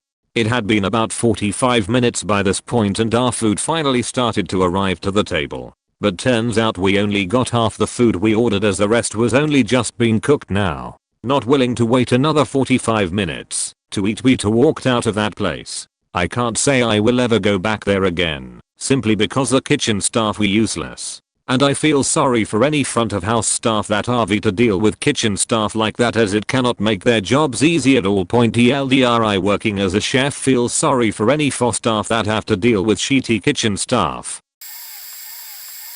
I live in China, but being European I have quite a different concept about restaurant service than the locals. Couple of things that seems impossible to change. When I eat out in a Western restaurant I expect them to respect the courses. Nope, even while asking for it ends up in a mess. One dessert, then a soup, and in between main courses arrive. I like cold drinks, yet servants often bring me room temperature or warm drinks, because that's better for you. I require invoices for my dinners also. This is often a problem.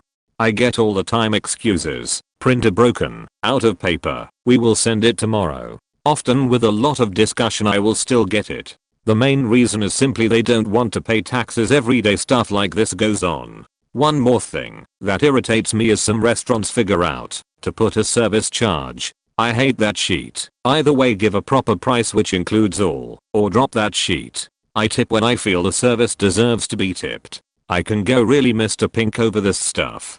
Tipping makes my mind boggle. I've been a few times to the States and I expected the concept of tipping gets me a service I could dream of. I couldn't be wronged more. Seriously, Americans, if you want to understand what service means, before asking for a tip, go to France and take a look what it is like. In any given restaurant, heck, a brasserie along the road, they do a better job than most restaurants in the States. Don't get me wrong, having been to the Providence in LA and Mason, New York, I loved sitting there. I tipped. Everywhere else I felt annoyed about it.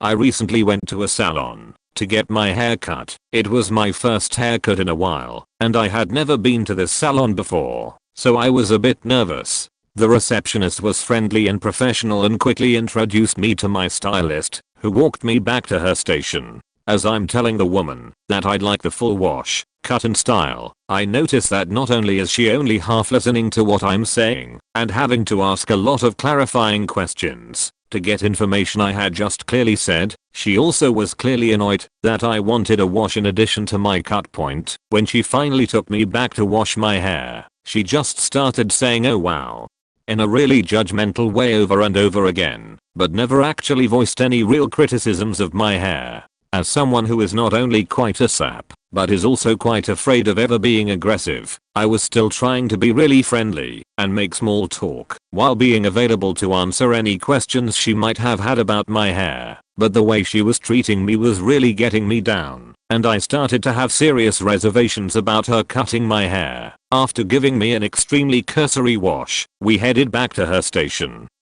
where she again asked me questions about what I wanted, only half listened, and then had to ask again, the whole time acting really huffy and irritated.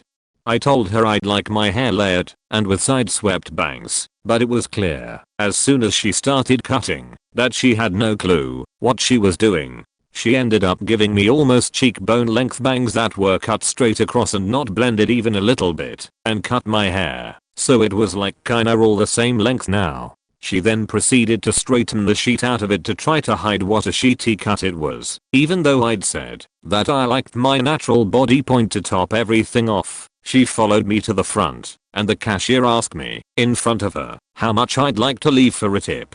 With my aforementioned social issues, I just gave in and said the amount that would be exactly a 20% tip. Both of them gave me an incredulous look and the receptionist repeated it back to me, to which I responded, yeah, that's 20%, isn't it? Both of them took a second to calculate it, and then realizing I was right started acting like everything was fine again.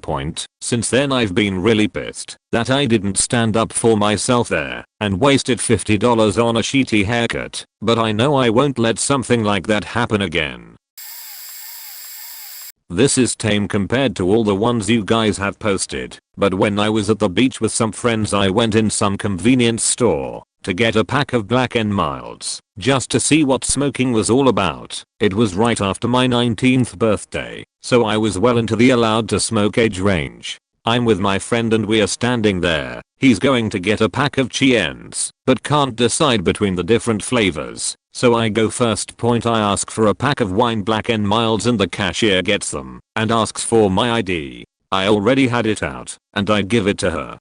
She promptly hands it back and tells me that she can't serve me. I politely pointed out that I was 19 since my birthday was in 1993. She glares at me and starts explaining to me like I'm stupid that clearly this was a fake ID and the idiot left the red band on and she's not going to sell me cigarettes. I haven't renewed my license since turning 18, so I have this red band around my picture that says 18 on XX/XX/2011 and a yellow band that says 21 on XX/XX/2014. I look at her, hand a pack to my friend, and give him the cash, which is quite against the law if you're underage. She rings him right up because he waited until he was 18 to get his license and lets him pay, all the while glaring at me. So, being the beach I am, I asked to talk to her manager. When the manager came out I explained that not only did the cashier refuse to sell me what I wanted, even though I was of legal age, the manager told the cashier that my ID was not fake and she shouldn't have refused to serve me, and that she then saw me hand the pack to my friend and allowed him to buy the pack for me. The manager fired her on the spot. Several years ago, my friends and I went to a sushi place in Fort Lee, New Jersey for a girls' night out / birthday celebration for one of the girls. We had never been there before, and as we walked in, we noticed that there were regular tables as well as really low to the ground tables that allow you to sit on a pillow on the floor while you eat. We thought the latter would be fun and asked the hostess if we could sit there. There were about 4 of those low tables, and only one other one was being used. So we get our drinks and food. Everything is going okay, nothing out of the ordinary. It was only the 3 of us girls, so the total bill wasn't too big, under $50. We got a few of plates of different sushi and shared, along with some soup and appetizers. We finish eating and ask the waitress for our check. She looks confused and asks us if we meant to order more food. We said no thank you, that we were done eating and would like to pay. She motions over a coworker and starts speaking to her in Japanese. Her coworker then starts screaming at us in front of the whole restaurant, saying we could only eat at the low tables if we were ordering $100 plus worth of food. How dare we, etc. Not just informing us, but screaming at us and causing a scene while we just sat there not knowing what to do. We had no idea that was a rule. Not to mention there were 2 other low tables that were empty and the restaurant itself wasn't very busy. We didn't know how to respond. We're probably about 16 years old at the time. This was 6 or so years ago, and we just took the check and paid it. I left a penny for a tip. My friends insisted that we leave an actual tip, but I refused and just put the penny on the bill along with what we owed for the food and left. That was probably one of only 2 times that I've left out a tip / tipped very little. This was at a hockey game. I was up in the stands with my friend, her mom, and my mom. There was 5 minutes left in the 3rd period and there was no one in the row next to us to the left. But, behind us, there were these college-age guys that sounded dead drunk. One of them ended up throwing up in the seats. My mom didn't feel like being regurgitated on, so she tells us to move down to the left. Bad idea. The couple behind us consisted of a 45-year-old beach and her husband. She begins complaining loudly and claims that we are blocking her view. We tried to ignore her, but eventually my friend's mom became fed up. She told the woman nicely to stop yelling and that we were not blocking her view. The woman's husband told his wife to calm down. The woman dumps her beer on my friend's mom. All of it. Naturally, my friend's mom flips her sheet and is yelling and crying. A female security guard comes up the stairs and asks what happened. My mom explains the situation and the guard asks for our tickets. Stupidly, my mom shows our tickets, which the guard had no right to see. Some people stood up for us, saying it was the woman's fault for this, but the guard made us leave. When we left, I told the drunk beach's husband to get a leash for your beach next time, asshole. My friend gave her the finger and said, "Fuck you," nice and loud. We told the manager what had occurred, but nothing happened. No refund, no apology, nothing. That was the last time we went to a hockey game there. TLD, our friend's mom got beer dumped on her. Customer service didn't even apologize. My friends and I were out to eat at a lakeside restaurant on the 4th of July weekend a few years ago. Clearly the place was packed, and we knew this. We didn't expect great service or anything, but we did expect to be paid attention to. So we arrive and are seated by the hostess at an outdoor table with a family who was finishing up their meal. The table was large, and we had agreed. We got to chatting and had a lot to talk about. About 15 minutes later, our server finally comes over with menus, then promptly walks away without even taking drink orders. It was really hot. This is when we find out that we have a different server than the family that was there prior to us. So we wait patiently and look over the menus, figure out what we want, and wait some more. 30 minutes later, our waitress finally shows up again to take our order. Very tersely informs one of us that the meal we wanted was no longer in stock, and disappears for another 20 minutes before finally arriving with water and our sodas. It takes another 40 minutes for food. I understand that this could have been simply because the kitchen was swamped, since it arrived hot and tasty. We didn't see our waitress for another 45 minutes after we had finished our food. The check finally arrives, and she doesn't show up to take it until 15 minutes later. We ended up leaving 2 cents for a tip and a long note about how it's understandable to be busy and distracted. It's another to be actively rude and unhelpful to your customers, and that we would not be frequenting that establishment again, which actually did mean something, since we were at my friend's family cabin on a lake chain where I worked at a summer camp and met my fiance. I'm around there pretty frequently. A few years ago, I would frequent a restaurant with my friends about twice a week because it was the place to hang out. Every time I went, or if I was with friends, we would tip very generously. After a while, we start to befriend most of the servers there, until we were on a first name basis with almost everyone. So after all this time of getting to know people and tipping well, one day, they stopped charging my friends and I. If I ordered something huge, they would have to charge me something, but it would be like $2.00 or something.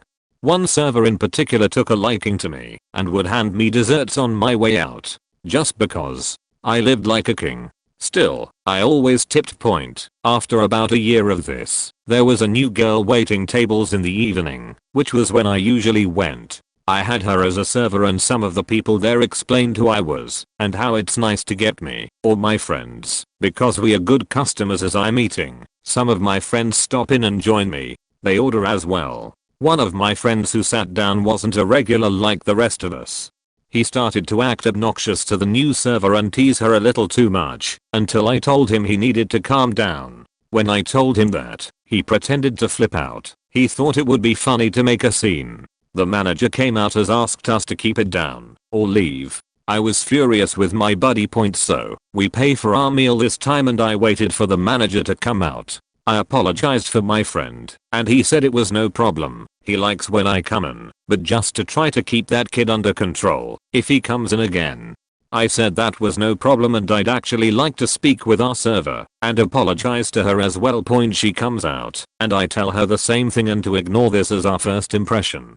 Before I left, I handed her a 20th tip, just for her troubles and having to put up with us the next time I come in. Half the staff is looking at me weird. Everyone seems to have a chip on their shoulder. The one waitress who gave me the free desserts comes up and says, "What the hell did you guys do last time?" I didn't know what was going on. Apparently, this new girl, after I said I was sorry and tipped her, told all the employees the next day, people who were not there on her shift, that I was her costumer and was a complete terror. To the point of sexually harassing / touching her and throwing my plate / silverware at her. I laughed so hard after I heard this and told this woman what really happened. She believed me because that would have been out of character. I was able to clear the whole thing up with everyone, and eventually that girl got fired. TLD, our new server at a restaurant claimed I sexually assaulted while she was working and threw plates at her. Coming in late to the party, so this will get buried no doubt. Coming back from Chicago very late at night after a concert with a friend who was driving. Somehow we end up taking rural routes instead of highways. It's something like 3 in the morning and he needs to stop for gas. I have to pee. We both get out of the car at the pump, and before any of us start to do what we need to, we hear a voice on the intercom at the pump yell pay. So we go inside the gas station and here's this guy who looks loaded on something fierce behind a few inches of plexiglass. My friend pays him something like $20 or $25 and this guy is absolutely furious for no reason at all. I ask to use the restroom which is on the side of the building. He throws the key which is attached to this rubber loop thing. I'm pretty taken aback, but am thankful he's letting me use the restroom. I get done and put the key contraption back under the plexiglass. My friend fills up, and we are both pretty perplexed at the situation, considering none of us had done anything to provoke it.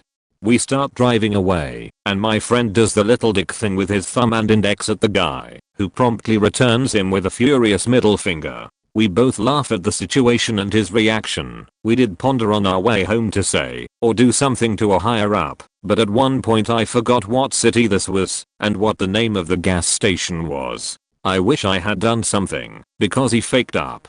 TLDR crazy gas station employee. I was with my girlfriend one night in College Park, MD. There was this restaurant attached to this semi-crummy hotel. I think the restaurant was called Moose Creek or something. I went there years earlier with a previous girlfriend and her mom and the food was solid though not great. So we're there, and it's pretty empty and the server doesn't show up for like 15 minutes, but it was late, and we were starving, and there wasn't really anywhere else to go. The waitress finally shows up, and I ask her how many potato skins come in an order, because my girlfriend didn't want to split, and I didn't want too much food. The waitress says I don't know and just stares at me, like I asked her the meaning of life. I stare back, and she says I'll find out, and then leaves for another 10 minutes, and tells me some range between like 6 to 8, but didn't know the exact number. We order food and it's all burnt, and cold and terrible. We eat and ask the girl for the check. She takes like 10 minutes getting it to us and disappears again. We wait another 10 minutes and she's nowhere in sight, like not even on the floor. I go to another server who's ringing up another check and politely tell her what happened and ask if she can ring us up. The server is really nice and starts handling the check. The manager comes over obviously concerned and asks the server what's up, and she says I'm doing this check for whatever our server's name was. She did it again. I'll tip for pretty much any service, even if it's just a couple bucks and just never come back, but that's one of maybe 2 times in my life where I left nothing. When I was 14 my friend and I saw a movie in a theater in a town we didn't know too well. Her older brother was supposed to pick us up, and he wasn't answering his phone. It was nearly 3 am, and the theater was closing, so we crossed the street to sit in a Starbucks, the only thing open. We planned to order drinks and sit inside the safe, warm store until we could find a ride. When we get inside the only person in the store is the one cashier, a stereotypical fat epitome of white trash 20-something-year-old. This was during the 2008 election, and I has previously bought snacks at 7-Eleven where you chose an Obama or McCain bag. She saw my Obama bag and went, "What a white girl doing with niggers? You out or not? Can you even vote?" "Nor I can't, but you ain't walking in my store with no blue Obama bag," or something along those lines. As my friend orders her drink, the cashier suddenly grabs the necklace that was resting on my friend's cleavage and won't let go. She declares that she likes it, and wants to jack it out in the parking lot. She finally lets go, and we get our drinks and decide to sit outside for our own safety. Being 14, we were scared shitless. Then she comes outside, asks why we're too good sit inside. We said we were waiting for our ride. She says, "Sweetie, I don't think your man's coming, but I still like hat necklace." But I'm kidding when I said I'd jack it. Don't be scared. My friend nudges me, and I see she's flicking one of those dinky safety box cutters they make employees use in restaurants. Still scary, so we book it. I've never run so fast in my life. We ran until we collapsed on the lawn of a closed, expensive shopping center, where we spent the night. I left my phone back at the Starbucks, but back then those flip phones were practically disposable, so we didn't go back. Ever. Went to the gas station a few blocks from my house, where I go pretty much daily for either alcohol, smokes, or both, so the workers know me. And I never ever have cash. Well, for the first time in 6 months I had cash, so I forgot to grab my wallet. Cash was in a bank envelope, with all my ad/credit cards and junk in. At point the cute girl host normally working is there, along with the older, bearded funny as redneck guy, and a new girl point. So I grab a bunch of 4 lockers and head on up to the counter, and got 3 packs of smokes, discount if you buy 3, and the girl starts ringing me up. Point well, new girl loses her faking mind, scolding the girl for not asking for ID from me. I'm bearded and in my late 20s, and try to tell the girl, hey, no worries, I live 3 blocks up the road, I'm in here every day. I bet she knows my name and birthday by heart at this point. Without skipping a beat, the girl fired off my first name and my job, and the older guy who works the late shift came over and said the same. Has cool, ring him up, in here all the time, he's closer to 30 than he is to 21, etc etc. Meanwhile girl is being a huge beach, snarky as fuck, giving me sideways looks, and keeps saying you don't know this boy, and threatening the normal workers about what the manager's going to think. Went back in the next day for smokes on my lunch break, and it turns out the new girl had raised ungodly amounts of hell with the manager about it, who was in the building. Walked in and she points at me and loudly says, that's the guy right there, that's that guy. Everyone in the faking store turns and looks at me. Some of them are my neighbors who are staring at me like I shoplifted or robbed the damn place. The manager, who knows me, tells a newbie to go into the office, but the girl's not listening. She came right around the counter and got straight up in my face demanding to see my ID, and that she knows I'm running a game on the store and buying alcohol underage. Point I'd had a shitty day and was about to unload with a background of beach. You don't know me. Gotta bring ghetto against ghetto. But the manager came out of nowhere like faking Batman or the Predator and dragged this girl back into the office, hopefully to add a new skull to her collection, or hit her with a batarang, slammed the door, gave me a pack of smokes and apologized profusely. Handled greatly, and I still go in every day. Years and years ago, as a server in a little sandwich and coffee shop, I had an opposite scenario. It was just me and the manager working. She was up front. I was handling the one table we had left before closing time. Point the table was 2 women, obvious power shoppers. This was in a mall, and exhausted from their day of filling the credit cards, they ordered something simple. I brought it to them, and they immediately said that this wasn't what they ordered. Point I apologized and said I must have misunderstood. Suddenly one of them gets extremely angry and asks if I was suggesting she had a problem with speaking English. I was at a loss for words. Then she demanded to see the manager, who had witnessed the whole thing from where she was. The manager walks up, and the woman proceeds to tell the manager that I had told them they were wrong in what they ordered and that if they didn't like it they could leave and never come back. The manager had clearly seen the exchange and knew this wasn't the case. Point she bent over backwards anyways, trying to calm them down. She offered them free meals and drinks, but the women started demanding that they talk to the owner and that I be fired. The owner was called on his phone. He listened to them yell for 10 or 15 minutes. Meanwhile we had to close the shop down because it was mall closing hours. At this point the other woman grabs her cell phone and calls the police and says we are trying to lock them in there to force them to pay for food they didn't order. We hadn't locked the doors. That would be illegal. We just turned the open sign around and closed the doors. The police show up at the same time the owner does. There is a huge fiasco. My manager is now crying. She has never dealt with anything this insane. Point ultimately the police take statements. The women threaten to sue and then start to leave. As they were leaving they demanded that we put the order that they claimed they didn't make into a dog jai bag for them to take home. Point the police officer chimed up with, I thought you didn't want that. The woman said something to the effect of she wasn't going to leave empty-handed after all she had been through. The police officer responded with something along the lines of if you are going to take the food then you need to pay for it. After The two women had left. The officer then asked the owner if he wanted to file charges against her for attempted fraud. He said no. The women never came back, and from that night on the owner changed the rules so that there would always be at least 2 servers on duty at all times, to make sure nobody tried to pull that again without someone else there to witness it, because if there had been any other customers the manager would probably have been busy.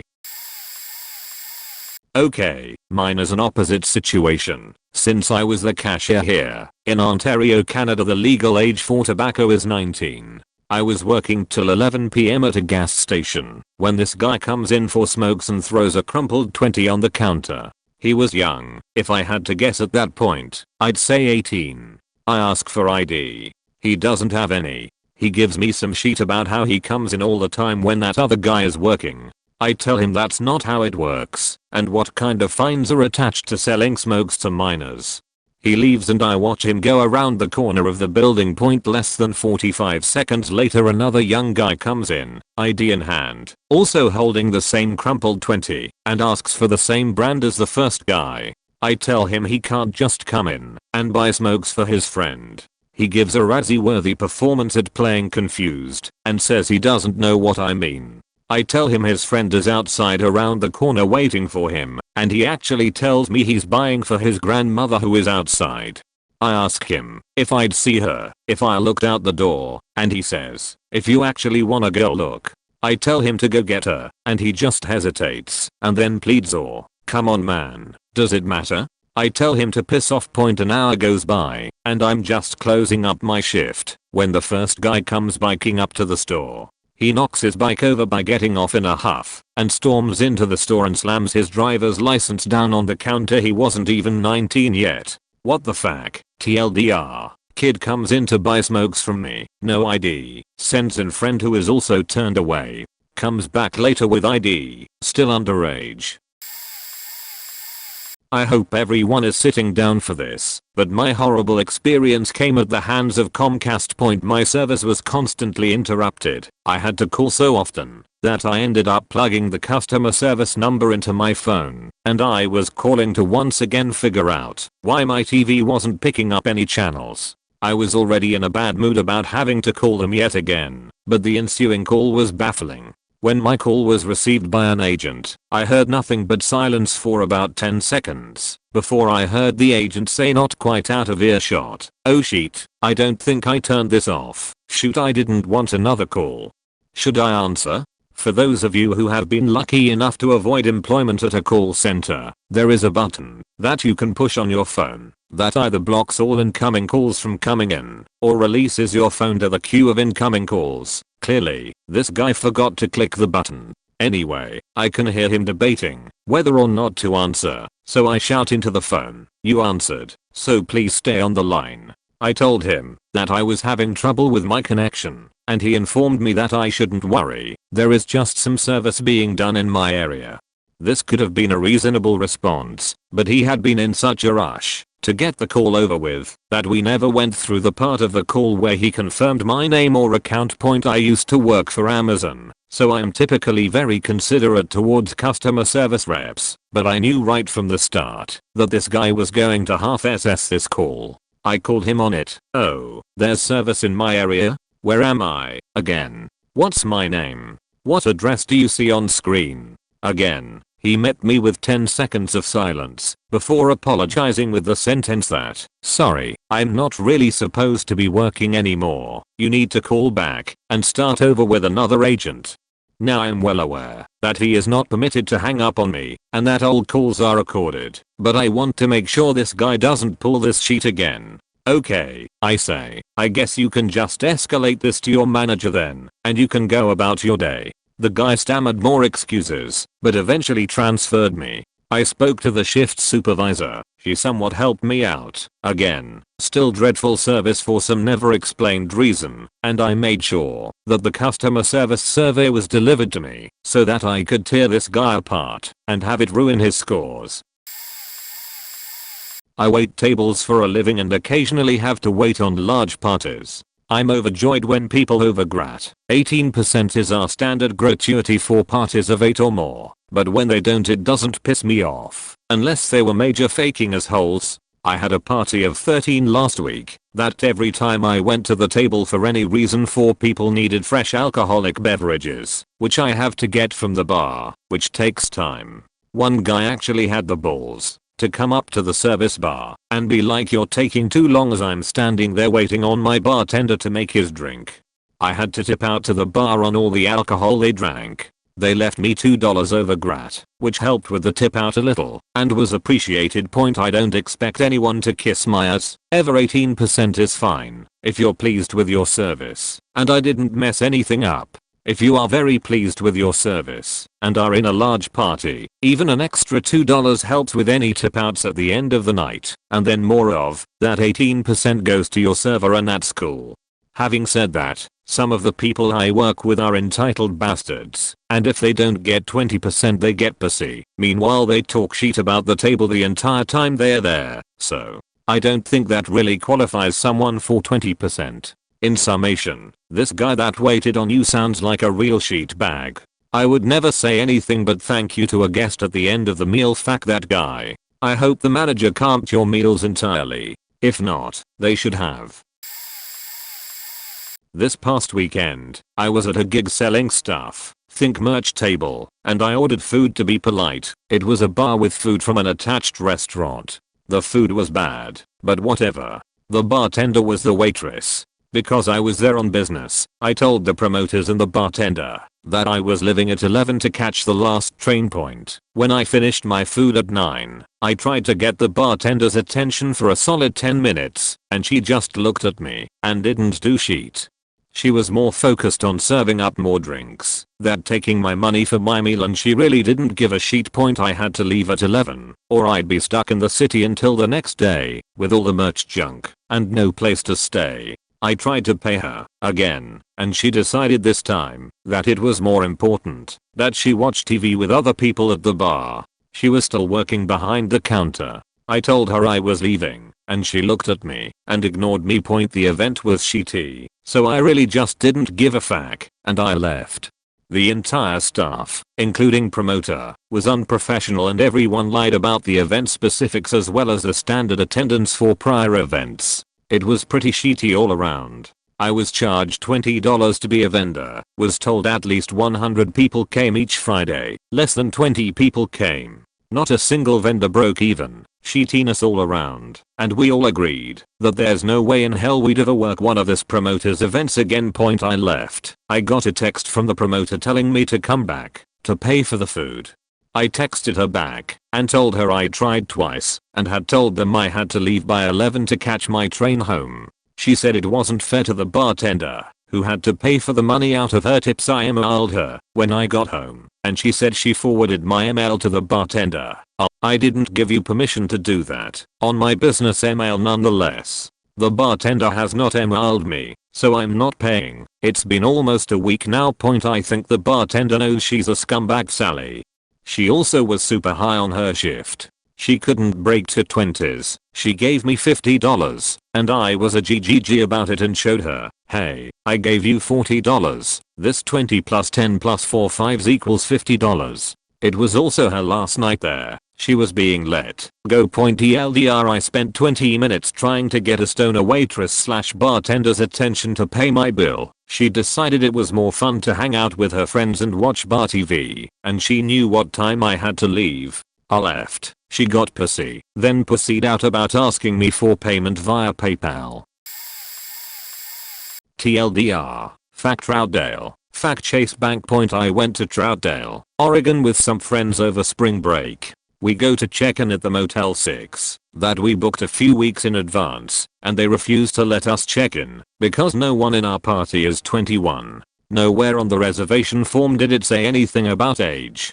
I was pretty miffed at this point, but this was not the what the fuck experience. We leave the Motel 6 and head back a ways and find a Travelodge. It was a bit dumpy, but we were on a pretty tight budget. We ended up getting a room for the 2 nights that we had originally planned and then went to our room.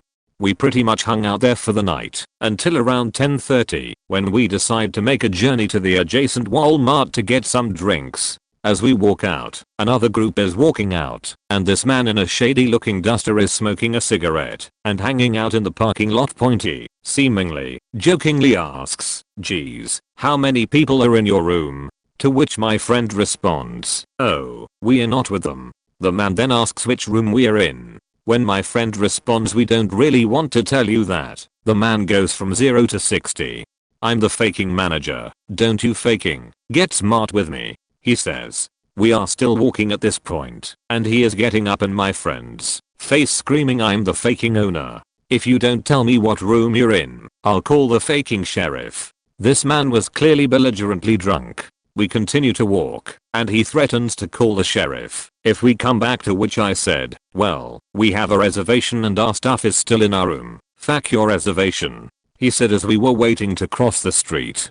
We got our drinks, walked back into the room, no sheriff. Woke up the next morning after barely, and cancelled our second night sheet. Part of it is, I never got my refund for the second night. I called the hotel and Chase and they basically told me there was nothing they could do. I gave up trying after multiple phone calls to Chase explaining my story. I'm still pretty curious as to whether that guy was the owner/manager as he said, but something tells me that he's not. Sorry for the diatribe. I'm sure there are plenty of grammatical/spelling errors, but I felt the need to tell my most what the fuck customer service story.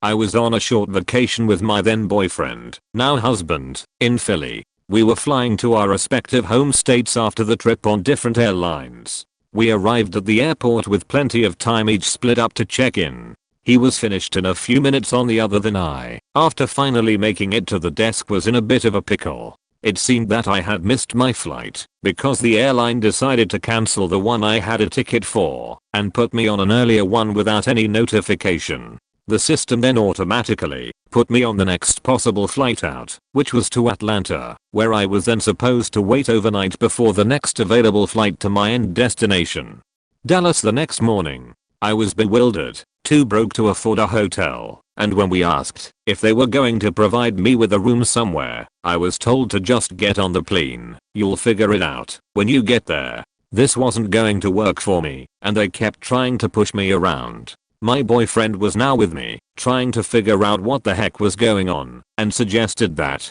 since we weren't in a hurry to get back, and were staying with relatives, we should just stay another day. I was told over and over again that, since my ticket had already been changed, again, without any notice to me, they couldn't do it themselves. And they ended up having to call the corporate offices, while I stood in line, blocking the only open attendance station for over 2 hours. I was freaking out and ended up in tears by the end of it, just out of stress. I really hate being the person that inconveniences people. Eventually they got a hold of whoever they needed to on the phone, had orders handed down from the president of crappy airlines, or whatever, and moved my flight to the next day. Boyfriend nipped over to his airline's desks and got his switched in less than a minute. Yeah. When things go wrong with Air Tran, they go really wrong. So I was at Steak and Shake after a high school football game with my girlfriend and some other people. It's about 11:40 p.m. when we show up, and there's a curfew for minors at midnight, unless accompanied by an adult. Me, being 18 at the time, was the adult for the night. We were in a group of about 6 people. We walk in and get seated immediately by this girl, who appears as if she's never seen the light of day or has never seen a dentist. Anyway, she seats us and takes our drink orders. 15 minutes pass by. I received my drink because it was pop, whilst my friends waited for their milkshakes. Generally milkshakes take a little longer to receive over pops or water. My girlfriend asks where their milkshakes are. The waitress apologizes and asks to take our food orders. After we finish, she apologizes again and scurries back to find our milkshakes. 10 more minutes pass. Our food comes out. No milkshakes. My girlfriend asks again, getting a little agitated. Same thing happens. The waitress apologizes and goes back to get them. She comes back immediately, empty-handed, saying that since it was past curfew, she couldn't serve my girlfriend or our friends. I quickly reply with, I'm 18, so bring the milkshakes to me if curfew is a problem. She runs back and fetches their milkshakes, which are in 2 go cups at Steak and Shake. For anyone who doesn't know, they use glasses in the restaurant and styrofoam for the drive-through/to-go orders. Not only that, but they were all melted into a milky liquid. The people I'm with demand new milkshakes. She goes back to make new ones 5 minutes go by, which is okay for having to make 5 milkshakes. She brings them the milkshakes, and we ask for our bill. She brings it to us, after getting into a loud verbal fight with one of her co-workers. I go up to pay, and luckily the guy checking us out was the manager. I tell him what happened. He took the milkshakes off our bill. I didn't leave a tip, to which he replied she doesn't deserve one anyway. I never saw her working there ever again. I'm late to the party, but here goes. When I was a kid, my family, parents, sister, grandmother, and I went on a trip to the western US. At one point while driving around, we apparently took a wrong turn somewhere and ended up way out in the middle of nowhere, surrounded by Joshua trees in every direction. Not unlike this, we weren't sure where we were, just somewhere near the California-Nevada border, and we were getting very hungry. We decided to go a little bit further to see if there was any sign of a nearby town before we'd give up and turn around. That's when we came across the Joshua Tree Cafe. This was a little shack that, as far as we could tell, was miles and miles from any other human habitation. It was odd, but we pulled up and went in, glad to finally get to eat. The guy working at the place had long greasy hair and a patch over one eye. The walls were plastered in frightening signs depicting guns and sayings like, "The only good liberal is a dead liberal." There were a couple of other rough-looking men in the establishment, all sitting around talking and laughing about someone they knew getting impaled on a ladder. The waiter/owner/cook took a long time to approach us, and when he finally did, he was very gruff and intimidating. It was clear we weren't wanted. Still, we ordered some food, because we were starving, and we were nervous of offending him. I ordered a grilled cheese sandwich and a glass of milk. When my milk arrived, it was in an unwashed jar with brown crust around the rim, and the milk smelled spoiled. I was so scared of the man who brought it to me, that I pretended to drink it, though. When he brought me my sandwich, the bread had patches of mold and there were some small curly hairs in the cheese. The rest of my family received similarly inedible food. Even my grandmother, who was normally very outspoken when things didn't go her way, embarrassingly so in public, did not make a squeak of a complaint. We sat around and poked at our food for as long as we deemed politely necessary, left our money on the table, and then hurried the fuck out of there. I still have no idea what that place was, and I've never been able to find any other evidence of its existence. My stories are more about bad customer service. Where I work. First, I was delivering a pizza to this prostitute in a dorm. It is school policy that delivery drivers do not approach the dorm rooms, so we have to call them down to our cars. I call one girl down, and she says she'll be there in a minute. No big deal, so I leaned against my car and waited. 15 minutes go by, so I called her again. I said it was school policy that I can't go up there, she has to come to me. She sarcastically said okay and hung up. I wait again, and after another 5 minutes and text her to come get her pizza. Still she does not arrive, so I had to call her a third time. After having to argue with her and tell her that I will get fired if I go into the dorm, she finally came outside with an army of friends in a pissy mood. She didn't tip me specifically because I didn't come up to her room. I tell myself she was naked up there, so I feel better about it. Second, I had to deliver to Mart. I got there, and the customer service clerk pays for her food and calls over the cashier that ordered food. They tell me the third person is around the store somewhere. Since they were next to the phone, and it made sense for them to call her over, they just sat around eating their food. They eventually asked me why I wasn't walking around the store trying to find her. I looked at them like they were nuts. I said, why don't you just call her over here? It'd be easier than trying to find her. They scoffed at me, but called her over anyway. She arrived but decided she didn't want her salad. That was no problem, but the other two women decided that they received something other than what they ordered minutes after they inspected it and started eating it. I called the store to tell them about the discrepancy, and the insider started going apeshit about how she was a stupid customer and she got exactly what she ordered on the phone. She's stupid because she didn't know what she ordered. My phone's volume was at its maximum, so anyone in a 2-foot radius could understand him perfectly. Everyone included those two women, and he cursed a lot. They immediately started yelling at me too, saying how they want full refunds. The manager was only willing to give them 80% off of their next order and a partial refund, but they wanted me to just give them their money back anyway, and I'm not authorized to do it. I apologized and had to leave, because I had several other orders far away from there still sitting in my car. As I left they told me how horrible our customer service is. I don't think they were completely wrong, but at the same time I think they were entitled cunts, and I'm glad they've never ordered from us again. I used to work as a hostess at a Canadian restaurant named Cora Breakfast and Lunch. It's a franchise, so each restaurant owners run it slightly different. It was a plethora of horrible serving/management. Every waitress was older, not the typical 18 to 25, but each was intensely catty. They would stand around and gossip about each other/hostesses/kitchen staff etc. But they particularly liked to gossip about a mentally disabled busboy we had. He was an older gentleman that was physically fine, but had some social issues.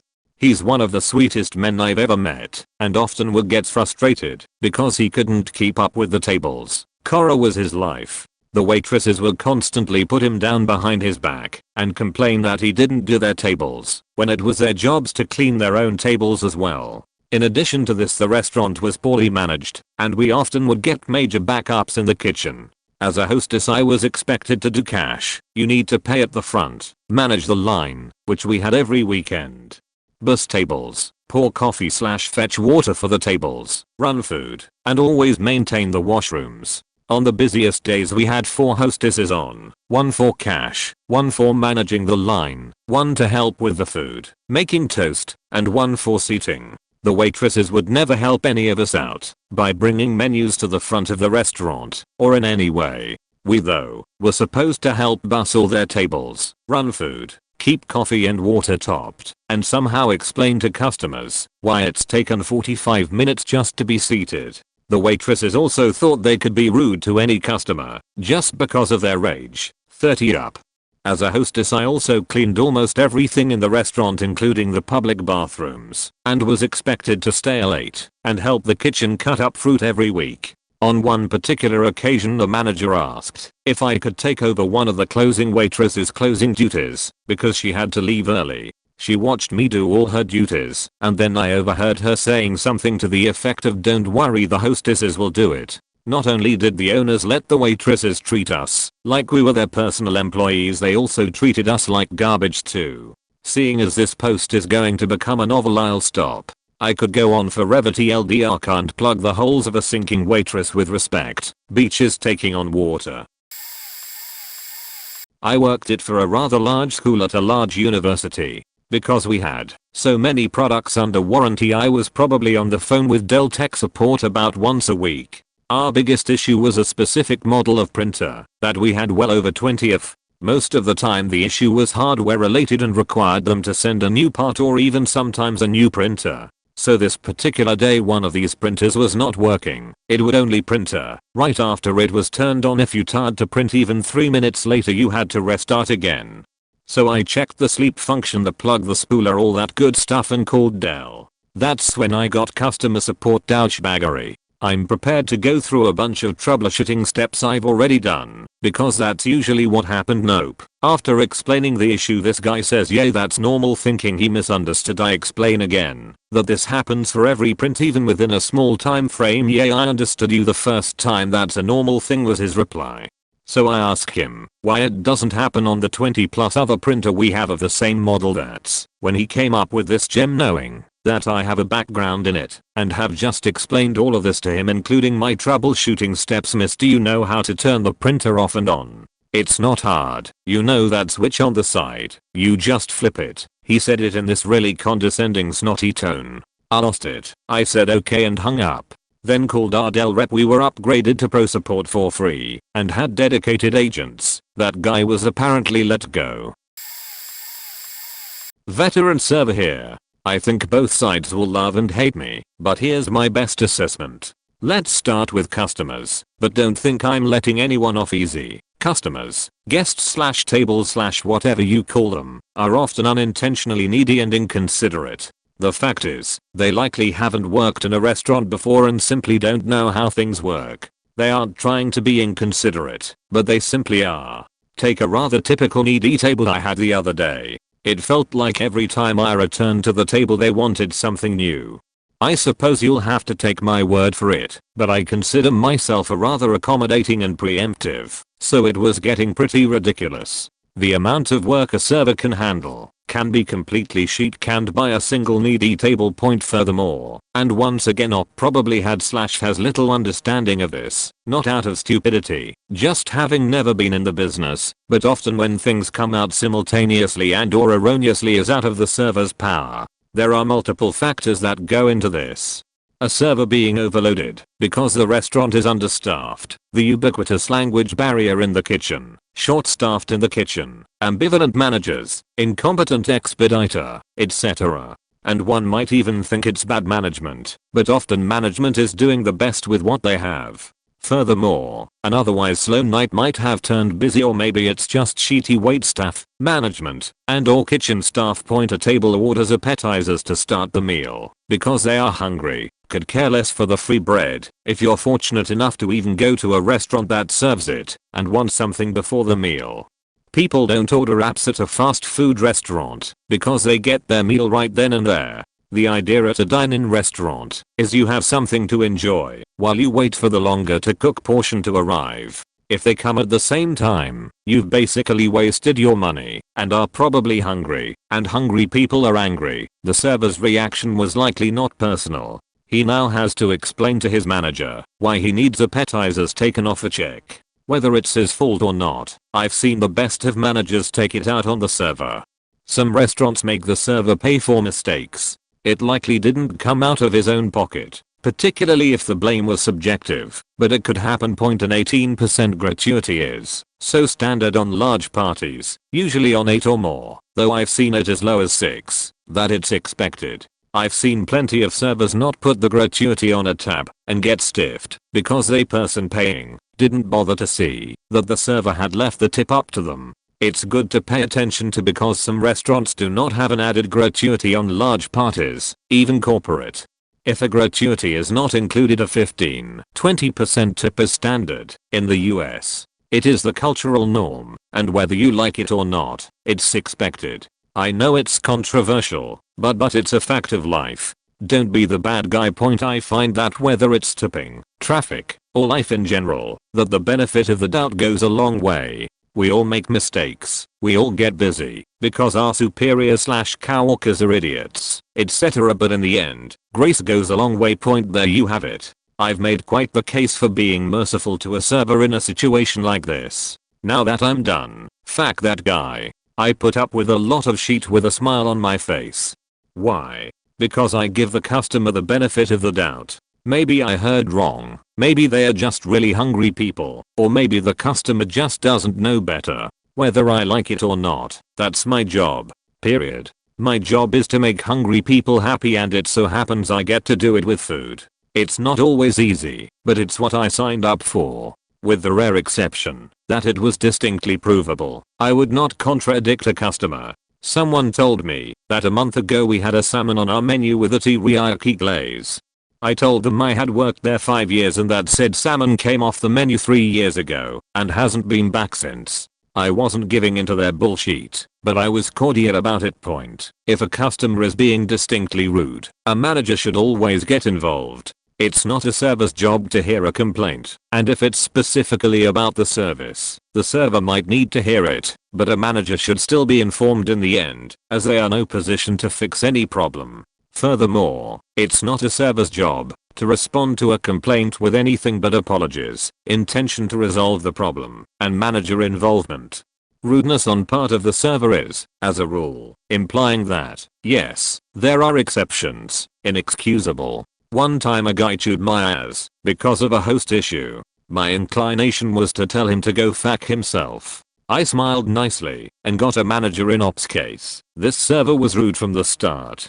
He was not just incompetent, but also didn't take responsibility for his incompetence. In fact, He went so far as to blame it on the customers. When it comes time for the tip, it's generally as taboo for the server to discuss the tip as it is for a customer to not leave a tip. It's that big of a deal. I'm very guarded in how I talk about gratuity, because I wouldn't insinuate that I'm entitled to anything, but rather earn the best possible tip I can from every guest, and depend on them being informed about cultural norms to do the rest. It doesn't always work in my favor, but it's my job, so I show up, put on a smile, and bring out the faking food point. In some rather pretentious establishments it may be acceptable to kindly request a rather rude, ignorant, and/or poor tipping customer not to return. It is, however, never a task given to the server. A server should never pursue a customer regarding a tip. That is a fireable offense alone. Furthermore, it should not be done in a private situation, such as using the bathroom. More so, the threat of physical violence is asinine. If the establishment sides with the server, either the customer is an outright lunatic or the BBB should be involved. A manager should have been informed. The added 18% gratuity should have been returned. The server should have been fired. The end point. For what it's worth, an added gratuity is not mandatory, even if it's automatically added by credit card. Legally, no one can force you to tip your server. Don't do the cop-out thing and take the credit card slip with you. Otherwise, they are well within their rights to charge you the gratuity if it's added, as with a large party. In fact, gratuity or not, in any case, please make sure you don't take the tipped and signed copy with you. It happens more often than you know. Your well-intended tip is lost in that case. But if you are in a large party and particularly feel that the service warranted no tip, then cross that faker out and be prepared to inform the restaurant if you get charged for it, and if they won't back down, call your credit card company. If it's an added service charge, you're out of luck. They can tack that on and make you pay for it. All in all, remember, we are getting one side of the story. No offense to the op, but I live in the Midwest and don't know him, so who's to say this is the whole story? I have every reason to believe it, but once again, I tend to give everyone the benefit of the doubt. It's good karma and better for your health. Look it up. The only times I don't tip or tip less than 15% is if I'm insulted or visibly neglected by the server. That means a server has to be rude to me, not just coarse, or in a hurry, and/or visibly ignore me, while I obviously need something. I admit to being overly sympathetic to servers, but it's mostly because I've been there. 99% of the time I tip 20% or a hair more just to make someone's day. In the ops case, I would have made sure this server didn't get a single cent of my or accompanying friend's money, complained to a manager, and checked back to make sure the server was fired. Once, near the midnight hour, my night cook wrongly prepared a baked Dover sole when I conveyed instructions to him, through my regular house staff, to prepare a seared Dover sole. When, upon seeing the offending dish arrive in my presentation study, within which I had been attending to diverse business matters involving iron futures and pork belly contracts, I immediately demanded the cheeky lad to come at once before me to receive a tongue lashing, like never had he received before, or would receive thereafter, other than, perhaps, from me in the event he again meal prepared a dish I requested. Now, here comes the true chestnut of the story. When the culinary offender reached the threshold of the presentation study, I bade him hang his head to receive the appropriate verbal comeuppance that I was about to offer. The fiend, rather than hang his head, he looked me right in the eye, tears streaming down his cheeks, and said, "Sir, my neck, it was harmed in a fall yestermorn, while I was painting with me wife our little cottage. I can't hang me head, for the pain is too great." What? Rank disrespect. Hearing this, the rage grew in me so deep that I grabbed a saber from the nearby fencing stand beside my desk and, pouncing on the fool, ran him straight through. "Cook my Dover sole wrong, will you? And then not hang your head? Not again, sir. Not again, perhaps. My narrative has grown too long and therefore you, dear reader, did not in fact read? Well then, let me summarize the unfolding sequence of events for you. My night cook wrongly prepared a fine piece of Dover sole in the style of a bake, rather than a sear, and then had the audacity to not hang his head when I called him for a reprimand, offering some nonsensical tale of a fall whilst painting the prior day as his excuse for the impertinence. For this, I ran him through with my fencing saber.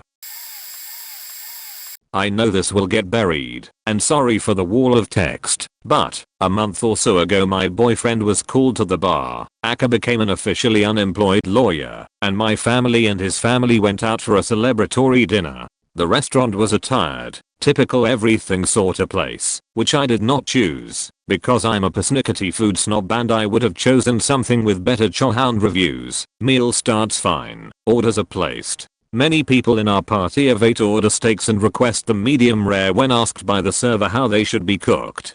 Apps come out, they are bland but not bad. Soon our mains come out. The meat is undeniably overcooked, at least medium, if not medium well. This is unfortunate but no one wanted to wait for new steaks, so we just went about our eating. When the waiter came to see how the food was, someone mentioned to him that the meat was cooked more than we had requested. Apparently, this was a bad move. The waiter got super agitated and started telling us it was supposed to be that way, and that their steaks are great, and that nothing is wrong. We argue back a bit, but get tired of it, and we ask if we can go about eating our meals. The waiter then goes to tell his manager about our complaint. The manager comes to us and asks how everything is. Did he think he was going to get a new answer? My boyfriend shows him his steaks and asks the manager how he would say it is cooked. The manager answers medium. At this point, the manager could have just said sorry about that, and we would have been content. Instead he starts ranting about how perfectly aged their steaks were, and that our steak was in fact cooked perfectly and we should just enjoy it. He's being a serious downer on the mood at the table at this point. People are getting disgruntled. We ask if he can please let us eat, so he walks away, and then comes back to our table with a big raw steak sitting open on a plate, garnished with a lovely sprig of parsley, and tries to make some argument of how it is so perfect. Can't we tell? This must have been against some health code violation to parade raw meat around our table. This was not one of those steakhouses where they let you choose your steak raw. I continue to not get what the relevance of this craziness is. How the steak was aged didn't change the fact that they overcooked it. He keeps yelling at us until the new lawyer at the table gets pissed and starts yelling back to just leave us alone. Finally, he removes himself, and the raw meat from our table. 2 of us had ordered off of a 3-course prix-fixe menu that came with dessert. We chose to leave without getting said dessert. They eventually attempted to rectify the situation by giving us a $50 gift card, which is the solution to restaurant ordeals that I hate most, since it means I would have to go back to the place in question when I got home and went to write my bad reviews on all sites that I could think of. I found other diners' reviews that corroborated my experience. Should have read those more carefully before dinner. TLDR, go for a nice dinner with my fam and the BF's fam. Steak is overcooked. Waiter and manager freak out. Raw steak is brought to table. I leave without dessert. So I was on the bus with my friend, Patrick, after a long day at an amusement park. I'm guessing we took the wrong bus, because as I was looking out the window, I saw my house go by. I was pretty annoyed. The bus finally stops in some ghetto town that I have never been to. It was the last stop, so Patrick and I get off, and I went to go to the bathroom. The people here were pretty strange and ambiguous, so I didn't know what bathroom to go into. I decided to just go back and find Patrick. I finally saw him, and he was getting on another bus back home. I was pretty pissed. After numerous attempts to get on a bus, they just kept driving away as I tried to board. I decided to talk to someone at the booth at the bus station. I talked to the guy, and he was incredibly rude. The dialect they spoke was really hard to understand, and he didn't understand me either. I tried to put on their accent, and then he finally understood me. He told me that I had to wait in this long line. There was about 600 people in line, so by the time I got to the front of the line, this douche told me that the bus I needed to get on to get home just left. He cold easily told me that when I first spoke with him, I had to wait there all night long if I wanted to get home because of that douche. I was really furious because I was in a town I had never been to and I was freaking out. Eventually this guy gave me his balloon and I was able to float back to my pineapple, but I was just so annoyed. I could have avoided all of that trouble if he would just told me when the next bus left. Local pharmacy / convenience store chain. Rather large place. I usually buy candy there if I'm not dieting. My girlfriend and I were coming up to my parents' house from hers, 2 hours away. I think we wanted to grab some drinks or something. I don't remember. She goes over to the cosmetics, because fuck it, and sees that they are having a significant sale on things, like 50% off and other %s. I'm peeking at the deodorant section, which has half an entire aisle marked, buy one get one, 50% off, of equal or lesser value, etc. I'm usually skeptical about this place already, because of how lax they are with putting up and taking down sale signs, so I check the dates to make sure we are good. So, we are pumped. She gets some nail tools, I grab a stick and a spray, she grabs a stick and a spray. We go to checkout point. She purchases everything, as it's not much with all the sales we got, right? I check the receipt just before we hit the door. It's about $40, and bells start going off in my head. There's no way this stuff comes up to $40 on sale. I go through checking the discounts, or lack thereof. The BOGO 50% didn't even show up, and several nail items weren't correctly priced either. It should have been a little under $25. I about face, walk over to the register we were at, and explain it to the cashier, who calls up the shift manager, a little Indian woman, late 40s. I explain the situation to her, and we have to walk her around and show her the damn signs for everything. At this point, I'm pretty pissed already, because it's pure goddamned laziness that caused this. She okays the nail items and goes over to the deodorant. She looks at the sign and says equal or lesser value. I point out what we both chose and how they comply to that stipulation. She says, no, must be same brand. Brand does not in any way equate to value, unless you are considering the value to be the textual description of the item. I try to explain this to her. She just repeats what she said.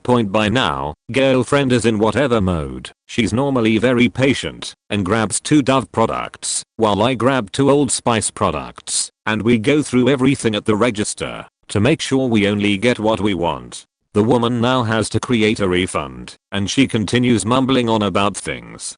At this point, girlfriend is saying things like, this is ridiculous, we are never coming here again, you shouldn't have those signs up, they are blatant lies, and such. I actually haven't been back since. Trying to avoid candy, and I work at Target, which has better prices for almost anything anyway, plus my discount. Everything is said and done, and, we actually end up leaving, having spent $2 to $3 more after the whole ordeal. We were just fuming and needed to get home. She just wants to relax, but I'm super money conscious and am pissed about the whole ordeal for a while before she calms me down, even though she was the one who paid for everything. TLDR, Rite Aid products and sales are good. Employees, not so much. So glad I didn't end up working there in my teens, like I wanted to. My senior prom. A group of us went to Ruby Tuesdays. This was after they did all those renovations and became classier. Well, we had a table of 7 people. I ended up getting stood up by my date the night before, hence the odd number, and as we're ordering drinks, me and my friend asked if she could mix in strawberry drink syrup with our cokes. They do it at Applebee's no problem, so we just thought we would ask. Now before we ordered our drinks, she asked me where my date was, and when I explained how she just changed her mind last second, the waitress just laughed and said that's really sad in one of the most condescending tones I've ever heard, like I was pathetic. It pissed me off and added on to the already shitty night I was having. Anyway, when we asked her to mix the strawberry syrup with our cokes, by the way, it's amazing. And next time you're at Applebee's, ask for a strawberry Pepsi. She just gives us both this condescending stare and goes, wow, you're really weird. No wonder your date decided not to go with you. I think she was just trying to lighten the mood with humor, but I blew up.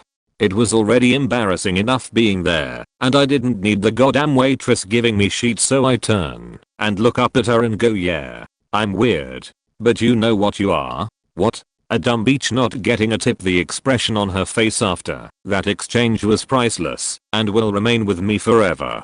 So right in front of her I convinced our group not to give her any tips, and unfortunately for her, since we were a group of 7 and not 8, she didn't get the automatically included tip. I then left a note in her manager's questions, comments, concerns box detailing what she said to me.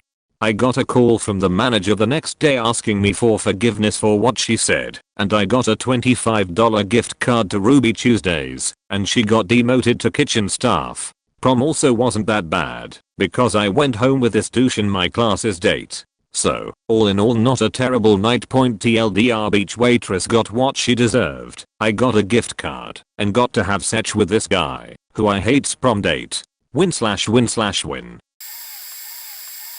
My younger brother turned 21 several years ago, and I joined some of his friends taking him out to one of their favorite bars. As trained by my father, I leave $1 every time I get a drink. Until the third drink of the night. As the bartender put my drink down, he leaned over the bar and said, "Just so you know, no tip, no service," before turning his back on me and walking away. I was speechless for several minutes. I just had no words to express how shocked/pissed I was. Not only was I being accused of not tipping, but now this D-bag says he's not going to serve me anymore because of it. Sometimes if I don't have any ones, I'll keep track of how many drinks I've had and leave a big tip at the end of the night. Eventually I calmed down a little and related what happened to the manager, who, after chatting with the bartender, came back and told me, "It's okay, you're cool," before he went back to whatever he was doing when I first tapped him on the shoulder. So I tapped him on the shoulder again and said, "No, I'm not cool, I'm pissed. I wasn't telling you this so you'd make him understand that I had been tipping. I was telling you because that kind of attitude is unacceptable." He apologized, but not well enough to stop me from relating what happened to the rest of the dozen of us who were there that night. We finished the drinks we had in hand and went to a different bar instead. So on top of the number of sales the bar ended up not making, that bartender ended up missing out on more than a few tips that night. Edit, by the way, just to make something clear. I wasn't paying him in cash and then tipping from the change I was getting. I'd given him my credit card earlier and was running a tab, and yet he expected me to have cash, which I did, to tip him with, which I also did. I guess if I'd had no cash that night and instead planned to put a tip on my credit card, which I don't like to do, I know cash tips on credit card payments are usually much appreciated among servers and bartenders, I wouldn't have been able to get more than 3 drinks before having to close out the tab. Makes no sense to me at all. A few weeks ago me and 2 co-workers went to a small restaurant for our lunch break. We were the first ones there, since it was just past 12 o'clock. The cashier guy/our waiter looked angry that we interrupted his laptop time and actually had to do his job. He rudely took our orders and slammed our food/drinks on the table when he brought them. We thanked him each time he brought us our orders, trying to be polite, even though he was a jerk. Eventually more people came into the restaurant. When we were finished we needed some to-go boxes, but whenever I tried to get his attention he'd ignore us. Eventually I go up and ask him for boxes. He doesn't acknowledge anything I said, so I awkwardly stand there for a few more seconds then sit down. After several minutes he gives someone else their food, then grabs some to-go boxes and throws them on our table. We go up to pay and he lumps our orders together. We ask to pay separately and he lets out a huge groan. My friend and I pay cash and my other friend pays with his card. The waiter prints the receipt and slams it on the table. Then he grabs a pen, lifts it above his head, and also slams it on the table. The service was horrible, and so my friend didn't want to leave him a tip. He writes a 0 with a line through it on the tip line and accidentally rips the receipt. He puts the receipt on the table, and as we're walking out the waiter yells out, "I like your tip, faker." My friend responds with, "I loved your service." Waiter yells out, "Yeah, I love you too, faker." We were so shocked we just left. TLDR, waiter called my friend a faker twice. A few weeks ago I took my car in to get washed and waxed at a place here in Orlando named after a tentacly sea creature. At this place, you pull up in line until an attendant gets your keys and notes what service you want. The customer goes inside to pay, then to an outdoor covered waiting area. The car interior gets vacuumed at the drop-off area, goes through an auto wash, and then goes to one of 2 finishing areas, one for normal wash customers, the other area for wax/detail service.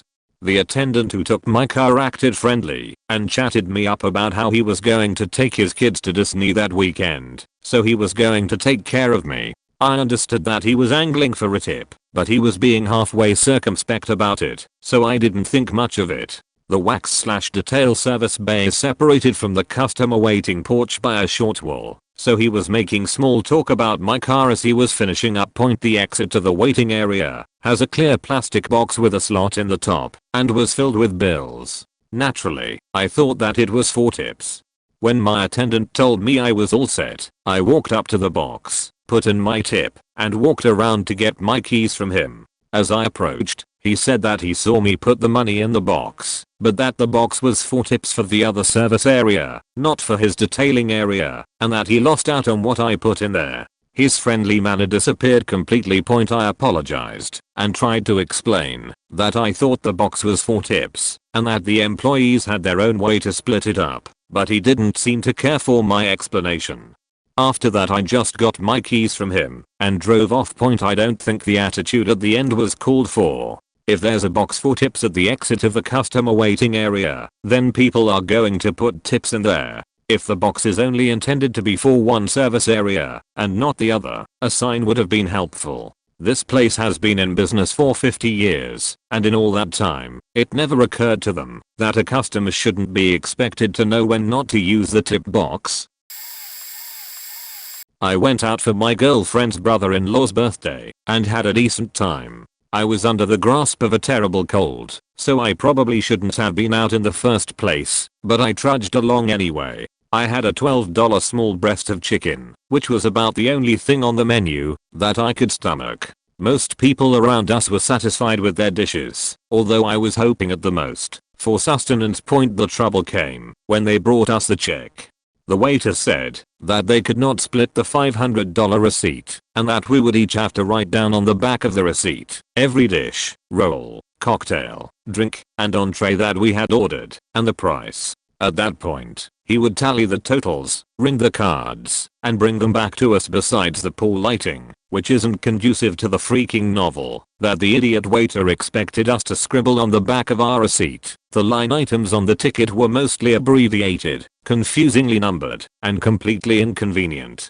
After literally a half hour of our table passing the card around, trying to do the waiter's job for him, he took the cards, the receipt, and began having a go of it on the register. 15 minutes later, he returned to tell us that there was a $90 discrepancy between the bill and what we had collectively accounted for. That's when another waiter came by and asked the customers if they had bothered to add the 18% gratuity charge to the ticket. I had had enough of this and started making rude comments about taking math tests and writing essays instead of paying for our sushi.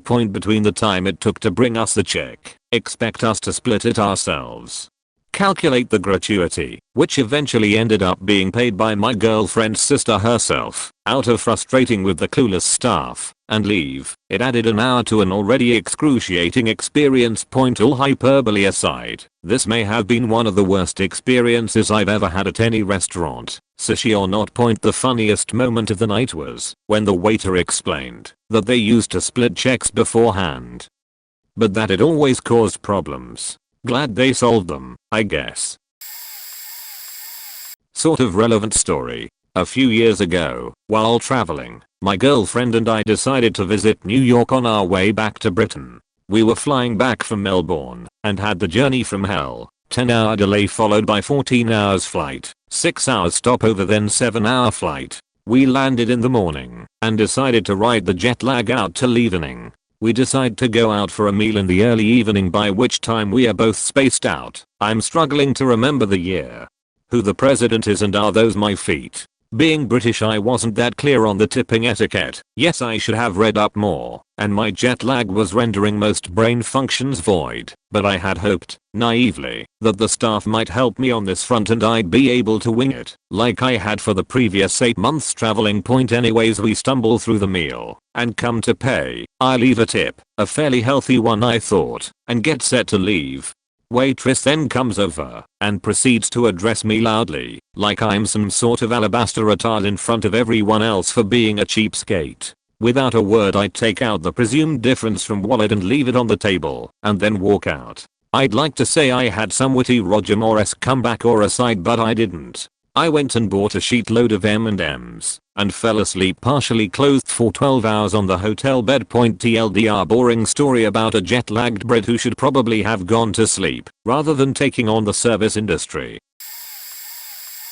Who or Dennis? So many stories, but the worst one was when I got kicked out because of a hair trigger manager who didn't know his facts. In my early 20s I had a friend who waitressed at Dennis. We would often go there about 40 minutes before she would get off work and eat, and then we could give her a ride home. We always tipped decently, for minimum wage making 20 somethings, and the other wait staff all knew us. Fast forward a couple months, and there's a new manager working, less than a week out.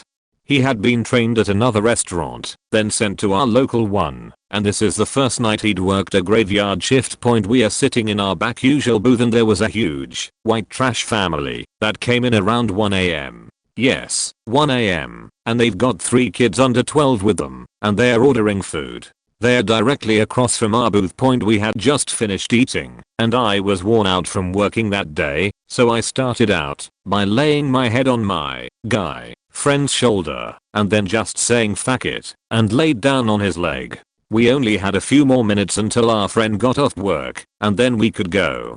5 minutes later, this manager comes over to our table screaming at us to get the hell out of his family establishment. We all bolt awake and are trying to figure out what the hell is going on, and I look across the table to see smug look of satisfaction on the face of the woman across from us. Apparently, she had gone to the manager and told him I was performing sexual acts in the booth right across from her and her kids. I stood up and said all this in a surprisingly calm voice. Do I look faking stupid? Do you think I would come to a restaurant where my friend works, wait for a faking family to sit across from me with kids, and start having sex in your dirty faking restaurant? What the fuck, man? Okay, so maybe I wasn't that calm. He just kept yelling about calling the cops, so I said fuck it, let's go. We waited in the parking lot for our friend and then left. She talked to the store manager the next day, and her word, along with the other waitresses working that night, was enough for us to at least come back to the restaurant. I saw the same manager a few times after that, but he would always rush off to the office or the kitchen if he spotted us. Pizza order here. So a while ago, I have the menu of the restaurant open in front of me, one I found on their website, but I still, as many people do, began asking them about their menu.